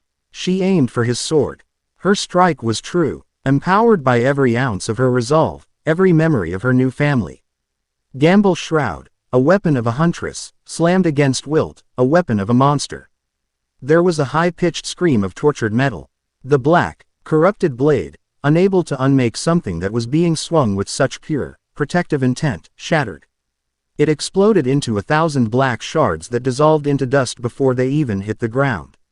Adam froze. He looked at the empty hilt in his hand, then at Blake. The violet light in his mask flickered and died. The immense, oppressive pressure that had filled the room vanished, siphoned away in an instant. The Unraveler, its chosen champion defeated, had abandoned its vessel. He was just a man again. A broken, powerless man in a grim mask, standing in a burning building. He dropped the hilt and fell to his knees, his shoulders slumping in utter defeat. His hold over her, his ideology, his very power, it had all been shattered along with his sword. In the aftermath, as the Atlesian military police led a silent, unresisting Adam away, Blake stood on the pier, watching the ship lights on the water. The fires were out. The night was quiet. Naruto came and stood beside her. He didn't say anything. He didn't say, "I told you so." He just stood there, a quiet, solid presence in the dark. A single tear traced its way down her cheek, but this time it wasn't from fear or guilt. It was from relief, a profound, bone-deep catharsis. The ghost that had haunted her for years was finally gone. She was free. "Thank you," she whispered, not looking at him. He just nodded. A little ways down the pier, Yang watched them, her arms crossed. She had seen how Naruto had guided Blake, how he had confronted her, supported her, and ultimately, trusted her to win her own battle. He carried so much power, so much weight, but he used it to lift others up, not to crush them. A surge of fierce, protective warmth spread through her chest. It was different her feelings for Blake or RWBY or Weiss. It was a dawning realization that he, the invincible demigod, was also carrying immense burdens, and she found herself wanting to be someone who could help him carry them. Someone he could lean on. She walked over, a wide grin spreading across her face, shattering the somber mood. "All right, that's enough moping for one night. I think this calls for a celebration. My treat. First one to the noodle stand in town pays. And no," she said, pointing a warning finger at Naruto and RWBY, "no superpowers." Laughter, genuine and easy, filled the night air. Even Weiss cracked a smile. As they walked back toward the glittering lights of Vale, a team, a family, made whole again, Blake fell into step beside Naruto. She didn't take his hand, but she walked close enough that their shoulders brushed. It was a small, simple gesture, but it spoke volumes. It was a promise of trust. A new beginning, unseen by any of them, in the shadows of a rooftop overlooking the burning warehouse. Cinder Fall stood, a dark smile playing on her lips. She had watched the entire battle. She had felt the intoxicating, absolute power radiating from Adam. And she had felt it abandon him upon his defeat. But the power did not dissipate. It was a predator, seeking a new, more suitable host. It flowed through the air like a phantom current, drawn to the ambition and the darkness simmering within her. She opened herself to it, a willing vessel. A wave of cold, exhilarating energy washed over her. It was a power far greater than what she had stolen from Amber, more fundamental than the maiden's magic. It was the power of the void, the power of nothingness. And it whispered to her, promising her everything she had ever desired. The Unraveler had found its true champion. A woman whose ambition was not to burn the world, but to rule its ashes. The fall of Beacon was coming, and now, it would be a cataclysm beyond even Salem's darkest dreams. Chapter 4 End. Chapter 5. The Fall and the Fox. The Vital Festival reached its zenith, a glorious crescendo of youthful bravado and global camaraderie. The duels in the Amity Coliseum were spectacular, the crowds electric. But beneath the veneer of celebration, the rot had taken root. It was in the stolen glances between Cinder's lackeys, the subtle manipulations of the tournament brackets, and the cold, void-blessed power that now coiled in Cinder Fall's heart like a sleeping serpent. Naruto felt it, a creeping wrongness that clung to the edges of the world like frost. He'd tried to explain it to Ozpin, describing it as a sour note in the song of the world. But the headmaster, already stretched thin by Ironwood's paranoia and the sheer logistical nightmare of the festival, had little to offer but grim reassurance. Naruto spent his days as a quiet observer, his sage mode senses on a low, constant hum, scanning the crowds not for weapons, but for that telltale signature of the void. He found nothing. Cinder, shielded by her new benefactor, was a ghost to his senses. The day of the finals arrived, bright and clear. Yang fought valiantly but was ultimately goaded into breaking Mercury's leg, or so it appeared. The world saw a hot-headed brute attacking a defenseless opponent. The team knew better. Blake's frantic defense of Yang, Weiss's cold, logical analysis of the doctored footage, RWBY's unwavering belief in her sister. It was a fortress of loyalty against a world suddenly turned hostile. But the first stone had been cast. The seeds of panic were sown. The true cataclysm began, as planned, with Pyre, Ra Nikos and Penny Polendina in the ring. The stadium, the world, watched as Pyrrha's polarity, amplified by Emerald's illusions, tore Penny apart in a horrific shower of metal and wire. The image of the beloved, quirky girl being dismembered by the invincible girl was a masterstroke of psychological warfare. This wasn't just an attack. It was a character assassination on a global scale. As panic erupted in the stands, Cinder's voice, cold and triumphant, hijacked every scroll, every broadcast screen on the planet. "This is not a tragedy," she declared over images of chaos. "This was an act of war. brought to you by your own leaders. That was the signal. As the Grimm, drawn by the tidal wave of fear and terror, began to swarm the city, something else happened. A low, guttural groan echoed from Mount Glen, a sound that was felt in the bones more than it was heard. The sky above the mountain darkened, and from a newly formed chasm, a creature of absolute nightmare began to emerge. It was a Grimm wyvern, the legendary dragon that had been imprisoned for centuries. But it was not as the legends described. This was a horror reimagined by the Unraveler. Its hide was not black obsidian, but a shifting, semi-translucent material that looked like smoked quartz, shot through with veins of pulsing, violet energy. Chunks of its body were coated in the familiar, corrupting black crystal, and as it unfurled its massive wings, the membrane seemed to glitch and tear at reality, leaving static-laced trails in the air. Its roar was not a sound of bestial fury. It was the screech of 1,000 dying signals, a sound that caused scrolls to shatter and glass to crack for miles around. It was a dragon of entropy. Simultaneously, the white-fanged bullheads, led by the returned and now grimly obedient Adam Taurus, began their assault. But the Grimm they unleashed were not normal. They swarmed from the ships, almost all of them bearing the crystalline corruption. They moved with the same unnatural, glitching speed, the same terrifying coordination. The Atlesian Knights, Ironwood's pride and joy, were rendered instantly, catastrophically useless.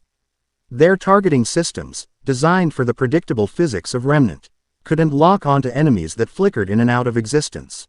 The machines were torn apart in seconds, their flawless formations becoming heaps of smoking scrap. Ironwood's philosophy, his entire military doctrine, was rendered obsolete in less than 5 minutes. "This is bad," Young said, her voice a low growl as she, Blake, and Weiss stood on the beacon grounds, watching the city burn below. "This is really, really bad." "Where's RWBY?" Weiss asked, her voice tight with panic. "She went after the ship that was attacking Pyrrha's transport," Blake answered, pointing toward a bullhead swerving erratically through the sky. At that moment, a massive Nevermore, its feathers razor-sharp and its body laced with the void crystal, dove toward them. Before they could react, a blur of orange and black slammed into it from the side. Naruto, his face a grim mask of fury, drove a Rasengan into the creature's chest. The Nevermore didn't just dissolve, it was annihilated in a flash of blue light. The sheer life force of the attack utterly erasing the void corruption. He landed beside them, his sage mode already blazing, the orange pigmentation around his eyes stark and fierce. "Get the students to the evacuation ships," he commanded, his voice a battlefield roar that cut through the chaos. "Protect the civilians. I'll handle the big stuff." He looked up, at the crystalline dragon circling the school, at the tide of corrupted Grimm flooding the campus, and then at the tower, where he could feel 2 immense powers, one of the Maiden, one of the Void, converging. Cinder was making her move. "What about you?" Yang yelled over the din. "I'm going to end this." He roared back, and then he stopped holding back. "Kurama," he yelled, a name no one there understood. "Let's go." A torrent of brilliant, golden energy erupted from him. It wasn't like aura, it was a physical, tangible thing, a sun being born in the middle of the courtyard. The energy solidified, expanding with terrifying speed, forming into a colossal, translucent avatar of golden light. It was a 9-tailed fox, massive and majestic, its form so intensely bright it was painful to look at. Inside its head, floating like a pilot in a cockpit, was Naruto. The students of Beacon, cowering and fighting for their lives, froze. They stared up at the golden god that had just manifested on their campus. Its sheer presence a beacon of overwhelming, impossible hope in a world suddenly plunged into darkness. The Kurama avatar let out a roar, a sound not of hate, but of pure, defiant power. Chi was the antithesis of the dragon's screech of unbeing. It was the sound of life itself. The golden titan charged. It met the tide of corrupted Grimm not as a warrior, but as a force of nature. It swiped a massive, golden claw, and 100 Grimm were erased, their void energy sizzling away into nothingness against the pure, positive chakra. The avatar was a walking, sentient sun, and the Crete. Years of darkness burned away in its light. It turned its attention to the sky. The void dragon shrieked and dove, its maw opening to unleash a torrent of black, viscous fluid that sizzled and ate away at the stone courtyard. The Kurama avatar raised its arms, and a shield of pure golden energy formed, the dark liquid evaporating against it. Then, it counter-attacked. The Avatar's 9 tails rose, and from the tip of each one, a colossal, purple-black sphere of condensed energy formed. Tailed Beast Bomb. Naruto yelled from within the construct. The 9 spheres converged into one, a pinpoint of unimaginable power, and then shot upward. The beam of energy struck the Void Dragon square in the chest. The dragon shrieked, not in pain, but in outrage, as its crystalline hide cracked and shattered. It was wounded, sent tumbling through the air, its flight pattern now erratic. But Naruto's attention was split. He was a general commanding an army of one. He saw RWBY's bullhead go down. He saw Weiss summoning a massive ice knight to defend a group of students. He saw Blake and Yang fighting back to back, a whirlwind of black and gold. He couldn't be everywhere at once. So he made himself be. Shadow Clone Jutsu. 100 Naruto clones, each one glowing with a lesser golden aura, burst from the main avatar. They fanned out across the campus, a golden wave of reinforcements. They weren't as strong as the original, but they didn't need to be. One clone appeared beside Weiss, adding wind-style chakra to her glyphs, turning her ice shards into razor-sharp projectiles. Another pulled a panicked student out from under a collapsing archway. A third created an earth wall to shield a group of civilians running for the ships. They were everywhere, guiding, protecting, fighting. An army of hope. The main battle, however, was in the sky. The Kurama Avatar grappled with the Void Dragon, a titanic struggle between creation and entropy that shattered the very landscape. They crashed into the side of a dormitory, leveling it. The Avatar's golden energy burned and seared the dragon's corrupted hide, while the dragon's claws and void breath tore in unmade chunks of the golden construct, which Naruto frantically had to regenerate. His focus was drawn to the tower. He felt it. A flare of familiar energy. Ospin's, followed by a surge of overwhelming maiden power, now horribly twisted with the cold static of the void. And then, Ospin's energy vanished.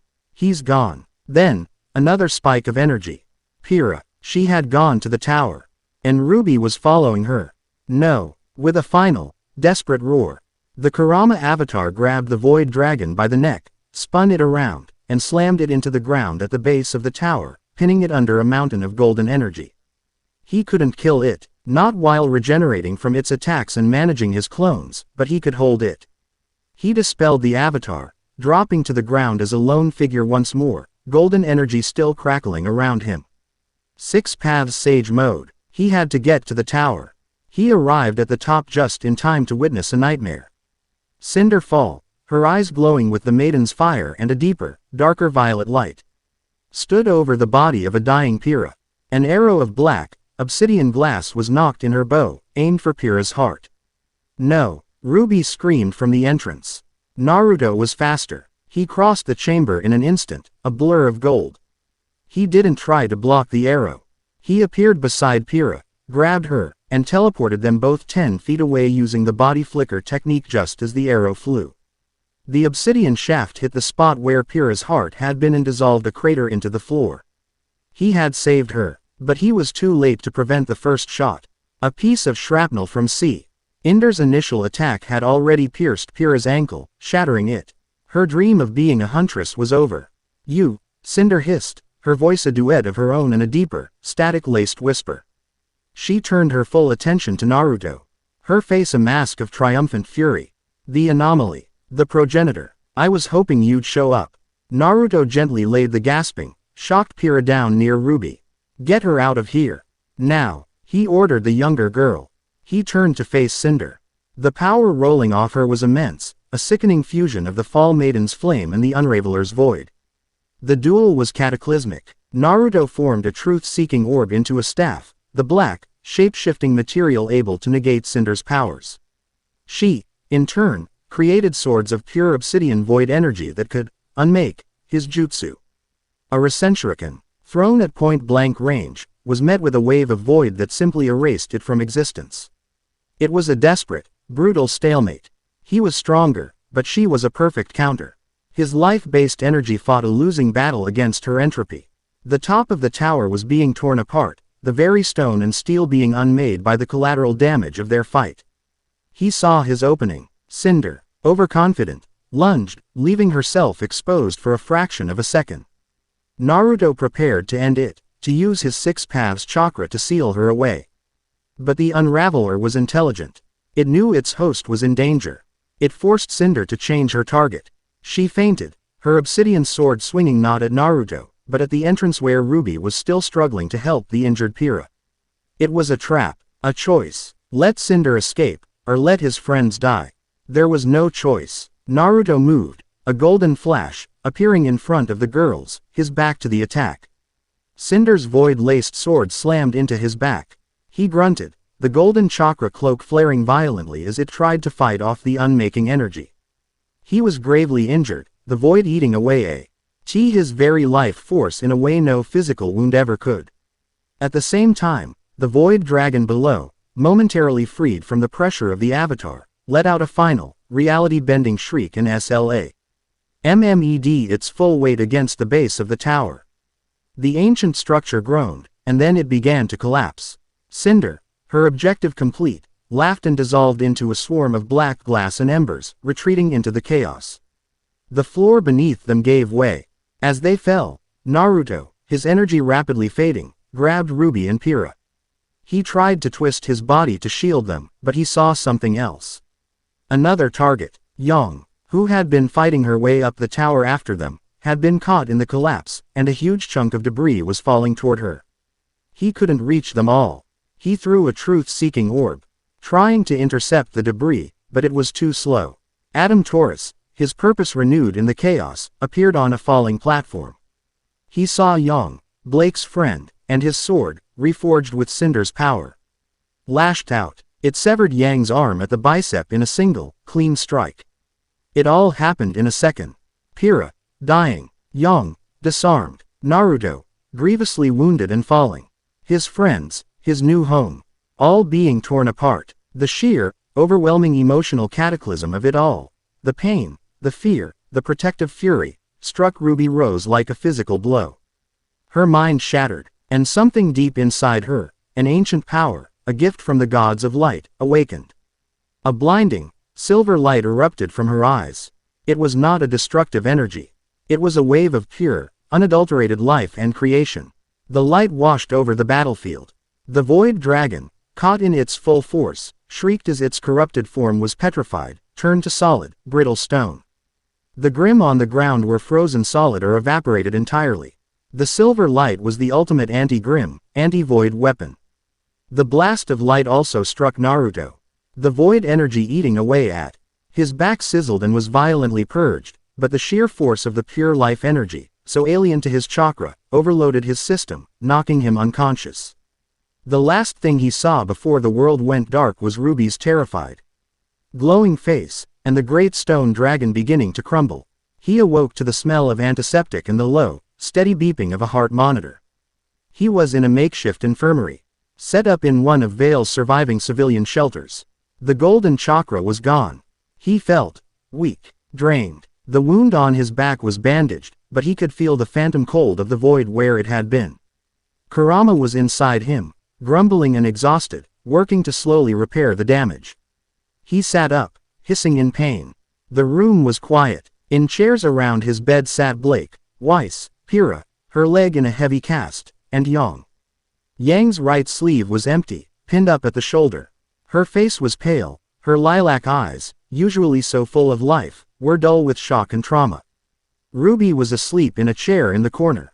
Hiro watching over her. No one spoke. The silence was heavier than any collapsed tower.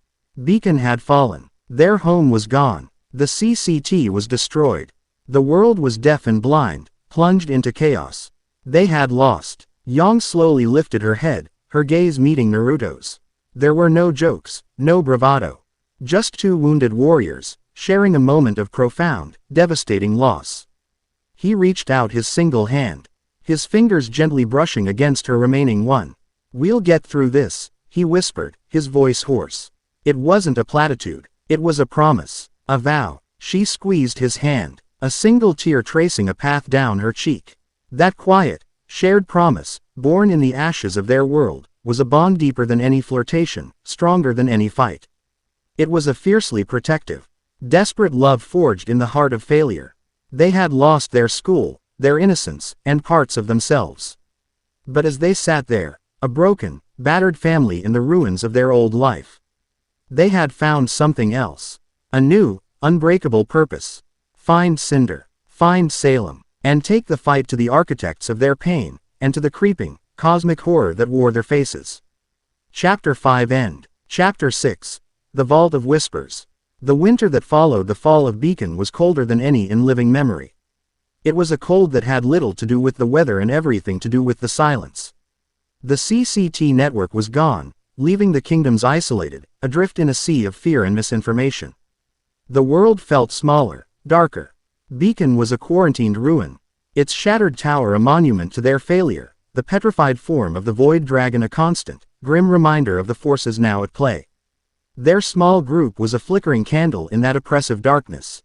They had left the relative safety of Patch, much to Taiyang Xiaolong's tormented protests. Their new destination was Haven Academy in Mistral. Their new purpose was grimly simple: get answers, get stronger, and stop the enemy from claiming another kingdom. The team was fractured, but not broken. Yang was a ghost, her phantom limb a constant source of pain, her laughter and fire extinguished by trauma. She traveled with them, but she was not truly there. Blake had receded into herself, the guilt of Yang's injury and Adam's role in it a heavy shroud she could not cast off. Weiss had been recalled to Atlas by her father, a gilded cage she had no choice but to enter, her last message a clipped, formal apology that couldn't hide the heartbreak in her words.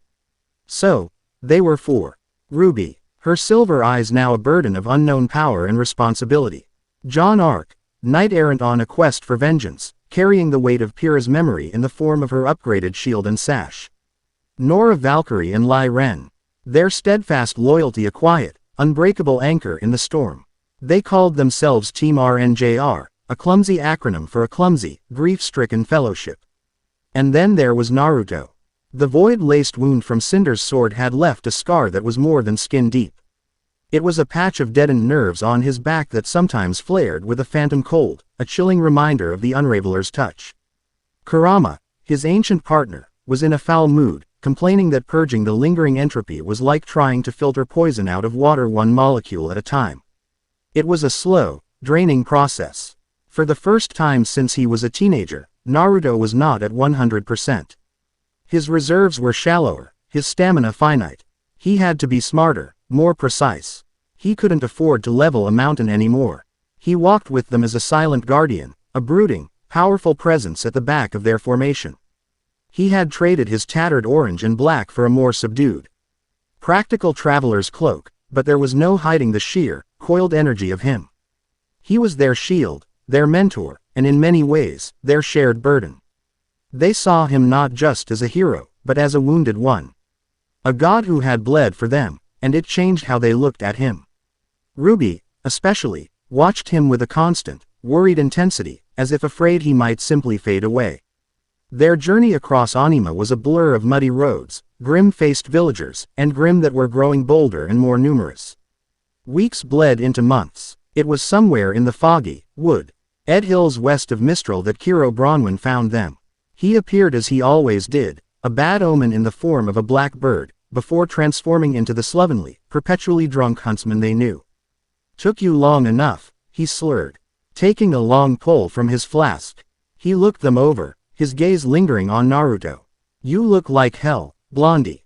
"I feel like it, too," Naruto grunted, his hand instinctively going to his back. "Come on," Kiro said, jerking his head toward a barely visible trail leading up into the fog-shrouded hills. "Oz has been waiting. We need to talk. All of us." The trail led them not to a town, but to a dead end, a sheer cliff face covered in moss and ancient, weathered rock.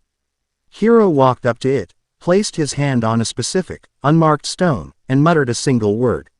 It was a word from a language so old it had no written form, a word of pure power. The cliff face shimmered, and a section of it dissolved, revealing a dark, tunnel-like entrance. "He has bolt holes inside his bolt holes," Kiro explained, gesturing for them to enter. This one is older than most. Older than the kingdoms." The tunnel descended deep into the earth. It was not IGH tech vault like the one beneath Beacon. This was something else entirely. The walls were smooth, black, and seamless, humming with a low, resonant energy that made Naruto's teeth ache. It felt the chamber where he had first met the Sage of Six Paths, a place outside of normal time and space. They emerged into a vast, circular chamber. The room was empty, save for a single, ornate wooden desk and chair in the center. As they stepped into the room, a young boy faded into existence, sitting in the chair.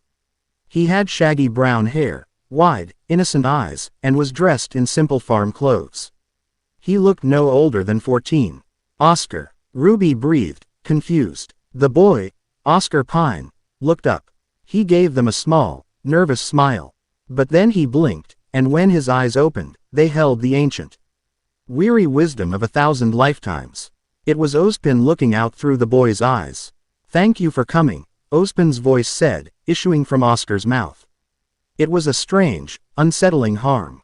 Only of two distinct voices speaking as one. "Please. There is much to discuss. And it is time for the whole truth." The story Ozpin told was the one they already knew, but with the varnish stripped away. He spoke of the two brother gods. The gods of light and darkness. He told them of their grand, cosmic game, of their creation and subsequent abandonment of Remnant. He told them of his first life, as Ozma, and his eternal love for Salem. He spoke of his impossible quest to unite humanity, and of the curse that bound him to an endless cycle of reincarnation, a lonely, Sisyphean struggle against an immortal queen of monsters. John's hand clenched into a fist.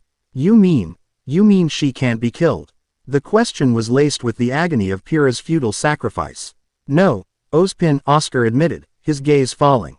"She cannot." The weight of that revelation was crushing. The air in the room grew heavy with despair. Their entire struggle, the very purpose of a huntsman, was a lie. They were merely holding back a tide that would, inevitably, wash them all away. "Then what's the point?" John demanded, his voice cracking. "Why did we fight? Why did we lose everything? For a war you knew you could never win." Before Ozpin could answer, Naruto spoke, his voice cutting through the despair. "He didn't say he couldn't win. He said he couldn't kill her." He looked at Oscar, his sage-enhanced eyes seeing not just the boy, but the ancient soul within, and the faint, flickering light of the god of light's magic. "There are other ways to win a war. Sealing, containment, incapacitation. You've been trying to find a prison for her, haven't you?" Oscar looked at Naruto, a flicker of genuine surprise in his eyes. "In essence, yes. That was the original purpose of the four relics. When brought together, they would summon the gods back to Remnant to pass their final judgment. I had hoped that if I could unite humanity, they would see our worth and perhaps, deal with Salem themselves. Or give me the power to do so." He shook his head, a gesture of profound weariness. "It was the hope of a fool. The gods are capricious. Their judgment could just as easily be to erase us all." He paused, taking a deep breath, steeling himself for the final, terrifying piece of the story. "But over the last few centuries," he continued, his voice dropping to a near whisper, "I began to sense something else. A new variable, a new threat. It was a shadow on the edge of my senses, a coldness in the soul of the world. In my visions between lives, in the fragmented memories of the first mages, I found references. Not to Grimm, not to the god of darkness, but to the things between. Parasites of reality, entities that exist in the void that separates the branches of creation." He looked directly at Naruto. "I called it the Unraveler. I realized, to my horror, that the sheer volume of negative emotion on Remnant, the endless cycle of fear and death caused by my war with Salem, was acting as a beacon. It was a lighthouse, drawing this cosmic horror to our shores. I realized that the powers granted by the brother gods, aura, semblances, even the magic of the Ma Idans, would be utterly useless against a being from outside their system. It would be like trying to fight a flood with a sword." The room was utterly silent. The scale of their conflict had just expanded to an incomprehensible degree. "This is why I enacted the progenitor protocol," Ozpin said, his voice raw with the shame of his confession. "It was a desperate, amoral, monstrous gambit. If our own system of power was useless, I had to introduce a power from outside that system. I had to summon a being whose very existence was not bound by the laws of our gods." He looked at Naruto, his gaze. A mixture of apology and grim justification. The ritual was designed to find a nexus of life energy so potent it could anchor itself in our world. It found you, Naruto. My plan was to have you create a new lineage. A bloodline that carried your power, that was not governed by the rules of this reality. A lineage that could, hopefully, fight something that existed beyond the gods' own design. The truth landed with the force of a physical blow. It recontextualized everything. The bizarre summoning, the disgusting proposal, the fall of Beacon. It wasn't the act of a manipulative headmaster playing a long game. It was the last, panicked move of a terrified, trillion-year-old soul staring into the face of cosmic extinction. Was he right? Was the monstrous choice a necessary evil? So you doomed him, John said, his voice quiet with a new, horrified understanding. You dragged him from his home, from his life, to fight another war because you were losing yours. Yes, Ozpin admitted, his head bowed in shame. That is the ugly truth of it. The group was fractured by the revelation. Nora was shaking her head in disbelief. Ren was stone-faced, processing the sheer scale of the new threat. John looked torn between his anger at Ozpin's methods and the terrifying logic behind them. RWBY, however, felt a different kind of fear. A cold, sharp fear for the man who had become their anchor. She looked at Naruto, who had remained silent throughout the entire confession, his expression unreadable. She remembered the golden avatar, the impossible power, but she also remembered the wound, the exhaustion.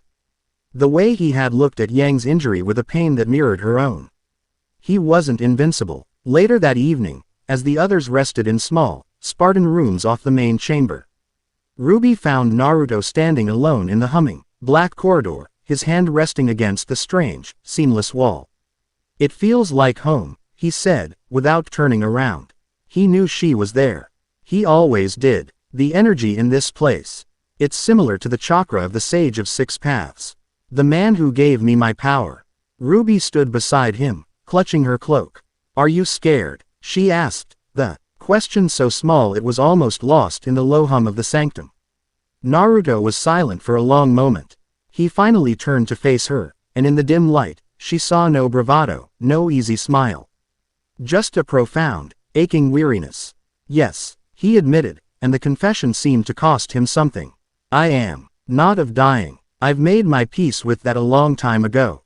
He looked down at his single hand. I'm scared of failing. Again. I achieved peace in my world, RWBY. I ended a cycle of hatred that lasted for generations. I thought I was done. But now, a new world, a new war, a new family to protect. His gaze met hers, and it was filled with a vulnerability she had never seen before. I'm scared of letting you all down. RWBY felt a surge of something fierce and protective. This was Naruto, the legend, the demigod, and he was scared, just like her. You won't, she said, her voice finding a strength she didn't know she possessed. You won't fail us, and we won't fail you. She took a hesitant step closer. When I was a little girl, I wanted to be a hero like the ones in the stories. Someone who was never scared, who always won. But that's not what a hero is it? Naruto offered a small, genuine smile. No, a hero is just someone who is too stubborn to give up. After the tower, RWBY said, her own voice dropping to a whisper, Hero told me about my eyes. That they're a weapon, a power meant to protect life. He says it's a gift. She looked down. It doesn't feel like a gift. It feels like a target. All great power feels that way at first, Naruto said gently. He reached out and, with a surprising tenderness, brushed a stray strand of hair from her face. But your uncle is wrong about one thing. It's not your eyes that are the weapon, RWBY. It's you, your hope, your refusal to accept a world of darkness. In all my life, I have never seen a light brighter than that. It's a light brighter than any of my jutsu. The moment was intimate, charged with a profound, unspoken understanding. Her hero worship had slowly, over the course of their journey, transformed into something else. A deep, abiding affection and a mutual respect that transcended the difference in their age and power. He saw her not as a kid sister or a student, but as an equal. A fellow beacon of light in a darkening world. Before they left the sanctum, Ozpin showed them one last thing. He activated a device on the desk. and a holographic image shimmered to life in the center of the room. One of my previous hosts was a scientist in Atlas, he explained. He designed a probe capable of traversing small, temporary dimensional rifts. I had it sent into a fissure caused by a massive concentration of Grim. This is the footage it sent back. The image was a nightmare. It was a view of a roiling, chaotic void. There was no up or down, no light or dark. It was a maelstrom of uncreation. Shapes and concepts swirled and were torn apart. They saw what looked like a star being devoured, its HT stretched and shredded into ribbons of screaming color before being extinguished. They saw geometric shapes that defied logic, folding in on themselves before dissolving into static. This is the Unraveler's domain. Ozpin's voice was grim, and that is its goal. It doesn't want to conquer Remnant. It wants to consume it. It feeds on existence itself. Its life, its people, its history, its magic, its very story. Every soul that dies in fear, every city that falls, it's not just a tragedy. It's a meal. It strengthens the Unraveler's hold on our reality. He looked at Naruto, and then at RWBY. And it is drawn to beings of great narrative weight. Figures of destiny, maidens, ancient curses, silver-eyed warriors. And now, a trans-dimensional sage who bleeds the energy of life itself. You are not just its enemies. You are its primary targets. Armed with this horrifying, world-altering truth, the fellowship that walked out of the ancient sanctum was not the same one that had entered. The despair had been burned away, replaced by a cold, hard resolve. This was no longer Ozpin's war. It was theirs. This wasn't about relics or maidens or an ancient quarrel between two lovers. This was a war for the right of their story to exist. They agreed to work with Ozpin, to follow his plan to get to Haven. Not out of loyalty to the man, but out of necessity in the face of the abyss. As they stepped back out into the foggy woods of Anima, the world felt different. The stakes were no longer terrestrial. They were cosmic. Their next stop was Haven Academy. They had to protect the relic of knowledge. They had to stop Cinder and her faction. But now they knew what was truly at stake. They weren't just fighting to save a kingdom. They were fighting to stop their entire world from being unwritten. Chapter 6 End. Chapter 7. Herald of the Void. Haven Academy was a city of ghosts. The sprawling, ornate campus, designed to be a vibrant hub of learning and culture for the continent of Anima, was eerily silent. Students had been sent home weeks ago under the pretense of security concerns following the fall of Beacon. The approaching Mistral tournament was a phantom event that everyone knew would not happen. The school was a stage, meticulously set for a confrontation. Team RNJR, Naruto, and Kiro walked through the silent courtyards, their footsteps echoing like gunshots in the quiet. They knew it was a trap. Kiro's network of spies had been fed information about a meeting between Raven Bronwyn, his estranged sister and the current Spring Maiden, and Cinder's faction. The bait was the relic of knowledge, hidden deep within the vaults of this very school. But Ozpin, speaking through a now more confident Oscar, had confirmed their worst fears. The headmaster of Haven, Leonardo Lionheart, had already betrayed them.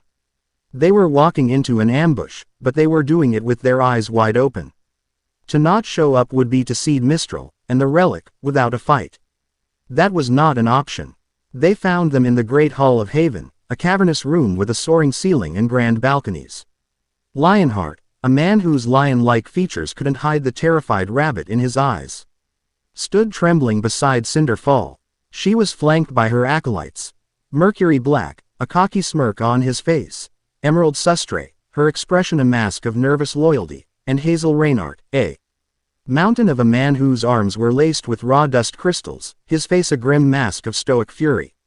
And on a balcony above them, leaning casually against a pillar, was Raven Bronwyn, her arms crossed, her cruel red eyes watching the proceedings with a detached amusement. Beside her stood Vernal, her loyal subordinate, posturing as the Spring Maiden. Well, Cinder said, her voice smooth as silk but with an undercurrent of cold static power. Right on time. Ozpin, I should have known you'd find another little boy to hide behind. Ozpin, Oscar stepped forward, his hand on the cane Naruto had recovered for him from the ruins of Beacon. It's over, Cinder. Let the girl go, he said, gesturing to Raven. She is not your pawn to play. Raven scoffed from the balcony. I'm nobody's pawn, Oz. The prerequisite banter, the posturing, the threats, it was all a prelude. Everyone in the room knew it. The first shot was fired by Mercury, a lightning-fast kick aimed at RWBY. The hall erupted into a maelstrom of violence. But this was not the desperate, chaotic scramble of Beacon. This was a different fight. This was a team forged in grief and fire, honed by months on the road. RWBY, her semblance a blur of rose petals, easily dodged Mercury's assault, her crescent rose unfolding to parry a follow-up strike. John, no longer the clumsy comic relief, moved with a solid, confident purpose. His shield deflecting Emerald's illusory attacks as he pushed forward to support RWBY. Nora and Ren moved as a single entity, a storm of pink lightning and green blades, engaging the hulking Hazel. And Kiro, with Naruto at his back, shot straight for Cinder. She's mine, kid, the veteran huntsman growled, his greatsword, Harbinger, shifting into its scythe form. Just keep her busy, Naruto said, his sage mode flaring to life. He wasn't focused on Cinder. He was focused on the room itself. He could feel it, the cold, void-like energy, far stronger than anything he'd felt from Adam, coiling around Cinder, waiting. The initial skirmishes were a testament to their growth. John, using his semblance unconsciously, a faint white glow around him, amplified RWBY's aura, allowing her to take a hit from Mercury that would have otherwise staggered her. Nora, cackling with glee, absorbed a blast of electrical dust from Hazel's arms, her own power surging. They were holding their own. They were winning. And that's when Salem decided to stop playing games. The air in the room grew impossibly cold. A shadow fell over the great hall that had no source. From the center of the room, a black, whose substance bubbled up from the floor, forming a grim-like effigy. It was a twisted, feminine form, regal and terrifying, but it was distorted, laced with the black static of the Unraveler, its features shifting and glitching. Salem had arrived, not in person, but as a projection, an avatar of her will, amplified and broadcast by the void. Enough, the voice echoed, a chorus of Salem's silken tones and the Unraveler's soul-scraping static. It spoke not to their ears, but directly into their minds. The heroes faltered, their hands flying to their heads. The projection turned its hollow, shifting eyes to Naruto and RWBY. The anomaly and the silver-eyed girl. My old adversary was a fool. He sought to create a new weapon. I, however, will simply unmake the old world. She offered them a choice, her voice a poisonous bomb. Stand aside. This world is a failed experiment, a prison from which I have long sought escape.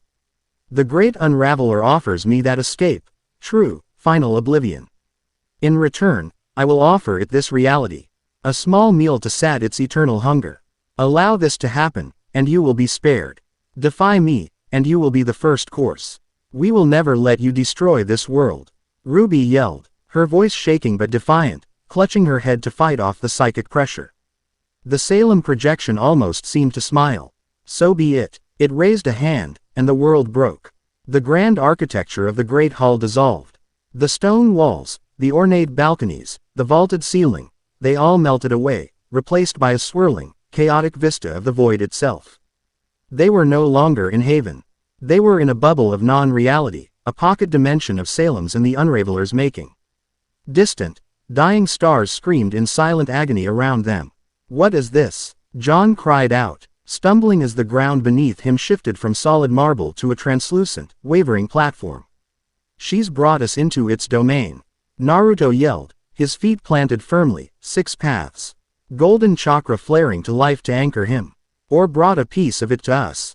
Stay close. The Salem projection turned its gaze to Cinder, who was watching with a hungry, ecstatic expression. You have served me well, my child. Salem's voice purred. You brought me the maiden.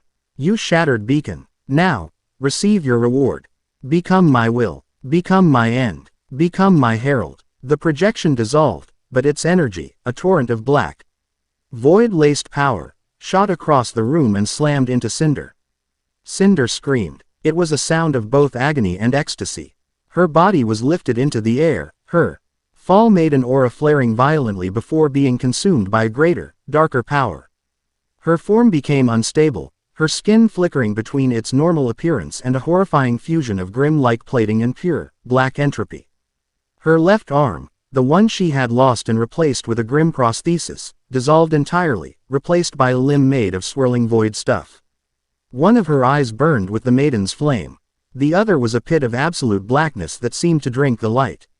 She was no longer Cinder Fall, the Fall Maiden. She was the herald of the void. Now, she said, her voice a discordant, layered shriek. Let's begin. The battle that followed was not a fight. It was a struggle for existence. The herald Cinder moved, and reality warped around her. She pointed a finger at Kiro. And the space he occupied began to unravel. Naruto tackled him, pulling him out of the way just as the spot where he'd been standing was erased, leaving a patch of silent, hungry nothingness. Her attacks aren't physical, Naruto yelled, his mind racing. They're conceptual. She's attacking your right to exist in this space. Don't let them touch you. It was a nightmare. Weiss, who had arrived mid-battle with Yang in tow on a stolen Atlesian manta, summoned a massive ice wall. The herald Cinder simply waved a hand, and the wall didn't shatter. It was unwritten, fading from existence like a half-forgotten memory. Yang, her new cybernetic arm gleaming, fired a blast from her gauntlet. The projectile flew for a few feet before its own kinetic energy was consumed by the void-drenched atmosphere, and it fell to the floor. Inert, their powers, their weapons, their very world's physics were useless. Only two things had any effect. Naruto, cloaked in the golden light of the six paths, was a being of pure life and creation energy. He was the antithesis of the void. He formed a truth-seeking orb into a shield, the only object in the room that could successfully block Cinder's unmaking attacks. And RWBY's silver eyes, when she focused, a faint silver shimmer would emanate from her, causing the herald Cinder to flinch back, the void energy around her hissing like water on a hot skillet. The tide of the battle turned. It became a desperate defense. The rest of the team, their own abilities useless, formed a protective circle around RWBY, their bodies and auras a fragile shield against Cinder's lesser. More physical attacks, shards of obsidian glass, blasts of corrupted fire. Naruto was their spearhead, a golden meteor constantly clashing with the herald, his truth-seeking. Orbs the only thing keeping her from simply erasing them all. I need a plan, Naruto grunted, blocking a sword of pure void that threatened to cleave reality in two. The impact sent a shudder through his very soul. RWBY, her power is the opposite of yours. Life against nothingness. You have to hit her with your eyes, but it has to be a concentrated blast. I don't know how. RWBY cried out, her voice tight with terror. I can't control it, it just happens. Then we make it happen. Yang roared, her own fear burned away by protective fury for her sister. We get you an opening. The final push was an act of beautiful, suicidal desperation. John, your semblance, Naruto yelled, it's aura amplification. Pour everything you have into Weiss. John, startled but resolute, placed his hands on Weiss's shoulders. His own aura, bright and powerful, surged into her. Weiss gasped as her own reserves, already taxed, were refilled and then overflowed. What do I do? Hold her still, just for a second. Buy RWBY some time. Weiss understood. She took a deep breath, her face a mask of fierce concentration. She didn't create a wall or a summon. She slammed her hand on the wavering floor, and unleashed every ounce of her amplified power into a single, massive glyph that encompassed the entire battlefield. It wasn't an attack glyph. It was a time dilation glyph. The most complex, power-intensive technique a Shnee could master. The world slowed. The herald Cinder, caught in the glyph's epicenter, found her movements becoming sluggish, as if moving through thick tar. She roared in fury, the void energy fighting against the time magic, causing the glyph to crack and splinter. Weiss fell to one knee, blood trickling from her nose, the effort threatening to shatter her aura completely. Now, Naruto, now, she screamed. Naruto acted. He didn't attack. He brought his hands together, molding his six paths energy. Sage art. Magnet release Rasengan. It wasn't an attack meant to destroy. It was an attack meant to contain. He slammed the sealing jutsu-infused Rasengan not on Cinder, but on the space just in front of her. The attack didn't explode. It expanded, creating a swirling, gravitational vortex. A miniature planetary devastation attack that pulled and compressed the void energy she was emitting, trapping her in a roiling cage of her own power for a precious second. Blake, Yang, defend them. Naruto commanded, pouring his own energy into maintaining the seal. Blake and Yang became a wall of flesh and fury. Raven, seeing the tide turn and always one to back a winner, finally acted. She and Vernal leapt from the balcony, their blades a blur, intercepting Mercury and Emerald, keeping them from interfering. This was it, the single, perfect opening. RWBY. Naruto's voice was a calm, steady anchor in her mind, a lighthouse in the storm of her fear. Don't think of it as a weapon. Think about what you're protecting. Think about Penny. Think about Pyrrha. Think about Yang. Think about all the life you want to save. Let that feeling fill you up. And then, let it out. RWBY closed her eyes. She saw Penny's smile. She heard Pyrrha's kind words. She felt the warmth of Yang's hugs. She saw the faces of her friends, her family, standing against the abyss for her. A fierce, protective love, so potent it felt like it would tear her apart, swelled in her chest. She opened her eyes. There was no unfocused blast. This time, it was a beam. A pure, concentrated lance of silver light, more solid and real than anything else in this dimension of unreality, shot from her eyes. It was not an attack of destruction. It was an overwhelming assertion of creation, of life, of story. The silver beam struck the Herald Cinder, who was still struggling against Naruto's seal and Weiss's glyph. She shrieked, a sound of pure, conceptual agony. The silver light did not burn her flesh. It violently, brutally severed her connection to the Unraveler. It ripped the void from her soul. It shattered the augmented maiden powers, burning them out like overloaded circuits. The black, shifting armor cracked and fell away. The arm of pure void dissolved. The black pit of her if. Red with silver light and then went dark. The bubble of non-reality around them shattered like glass, and the grand, solid architecture of Haven's great hall slammed back into existence. Cinder fall, broken, burned, and mortal. Her aura shattered and her powers gone, fell to the floor in a heap. Salem's psychic voice shrieked in fury across the mental landscape, a sound of a god whose perfect weapon had just been broken. And then it was gone. Raven, seeing her opportunity, snatched the fallen relic of knowledge from Lionheart's belt, opened one of her portals, and vanished without a word. Silence. It was over. They stood in the quiet of the great hall, panting, bleeding, utterly drained. John rushed to Weiss's side, helping her up. Yang stood over the unconscious form of her mother's killer, her cybernetic arm smoking. Blake leaned against a pillar, her whole body trembling with adrenaline. RWBY collapsed, her energy spent, caught before she hit the floor by Kiro. And in the center of it all, Naruto fell to one knee. The golden chakra cloak fading, leaving him looking pale and exhausted. The girls, his team, his family, moved to him. They didn't speak. There were no words for what they had just endured, for the victory they had just clawed from the jaws of oblivion. One by one, they closed the circle. Yang, her anger spent, came to his side, her good hand resting on his shoulder, offering support. Weiss, despite her exhaustion, took his arm, her touch a gesture of profound, shared respect. Blake stood behind him, her hand resting gently on his wounded back, a silent promise of protection. And RWBY, stirring in Kiro's arms, looked at him, her silver eyes clear and no longer afraid. She saw her hero, her mentor, her friend. Ozpin's ridiculous, monstrous progenitor protocol was a joke, a forgotten relic of a war they had just transcended. They were not his harem. He was not their sire. He was theirs, and they were his. A family, forged in the face of the void. Partners in every sense of the word. Bound not by a desperate plan, but by a love that had stared into the abyss and refused to blink. They had won. They had stopped the fall of Haven. But as they looked at the broken body of Cinder and the empty space where the relic had been, they knew the truth. Salem, robbed of her quick path to oblivion, would now be more patient, more dangerous.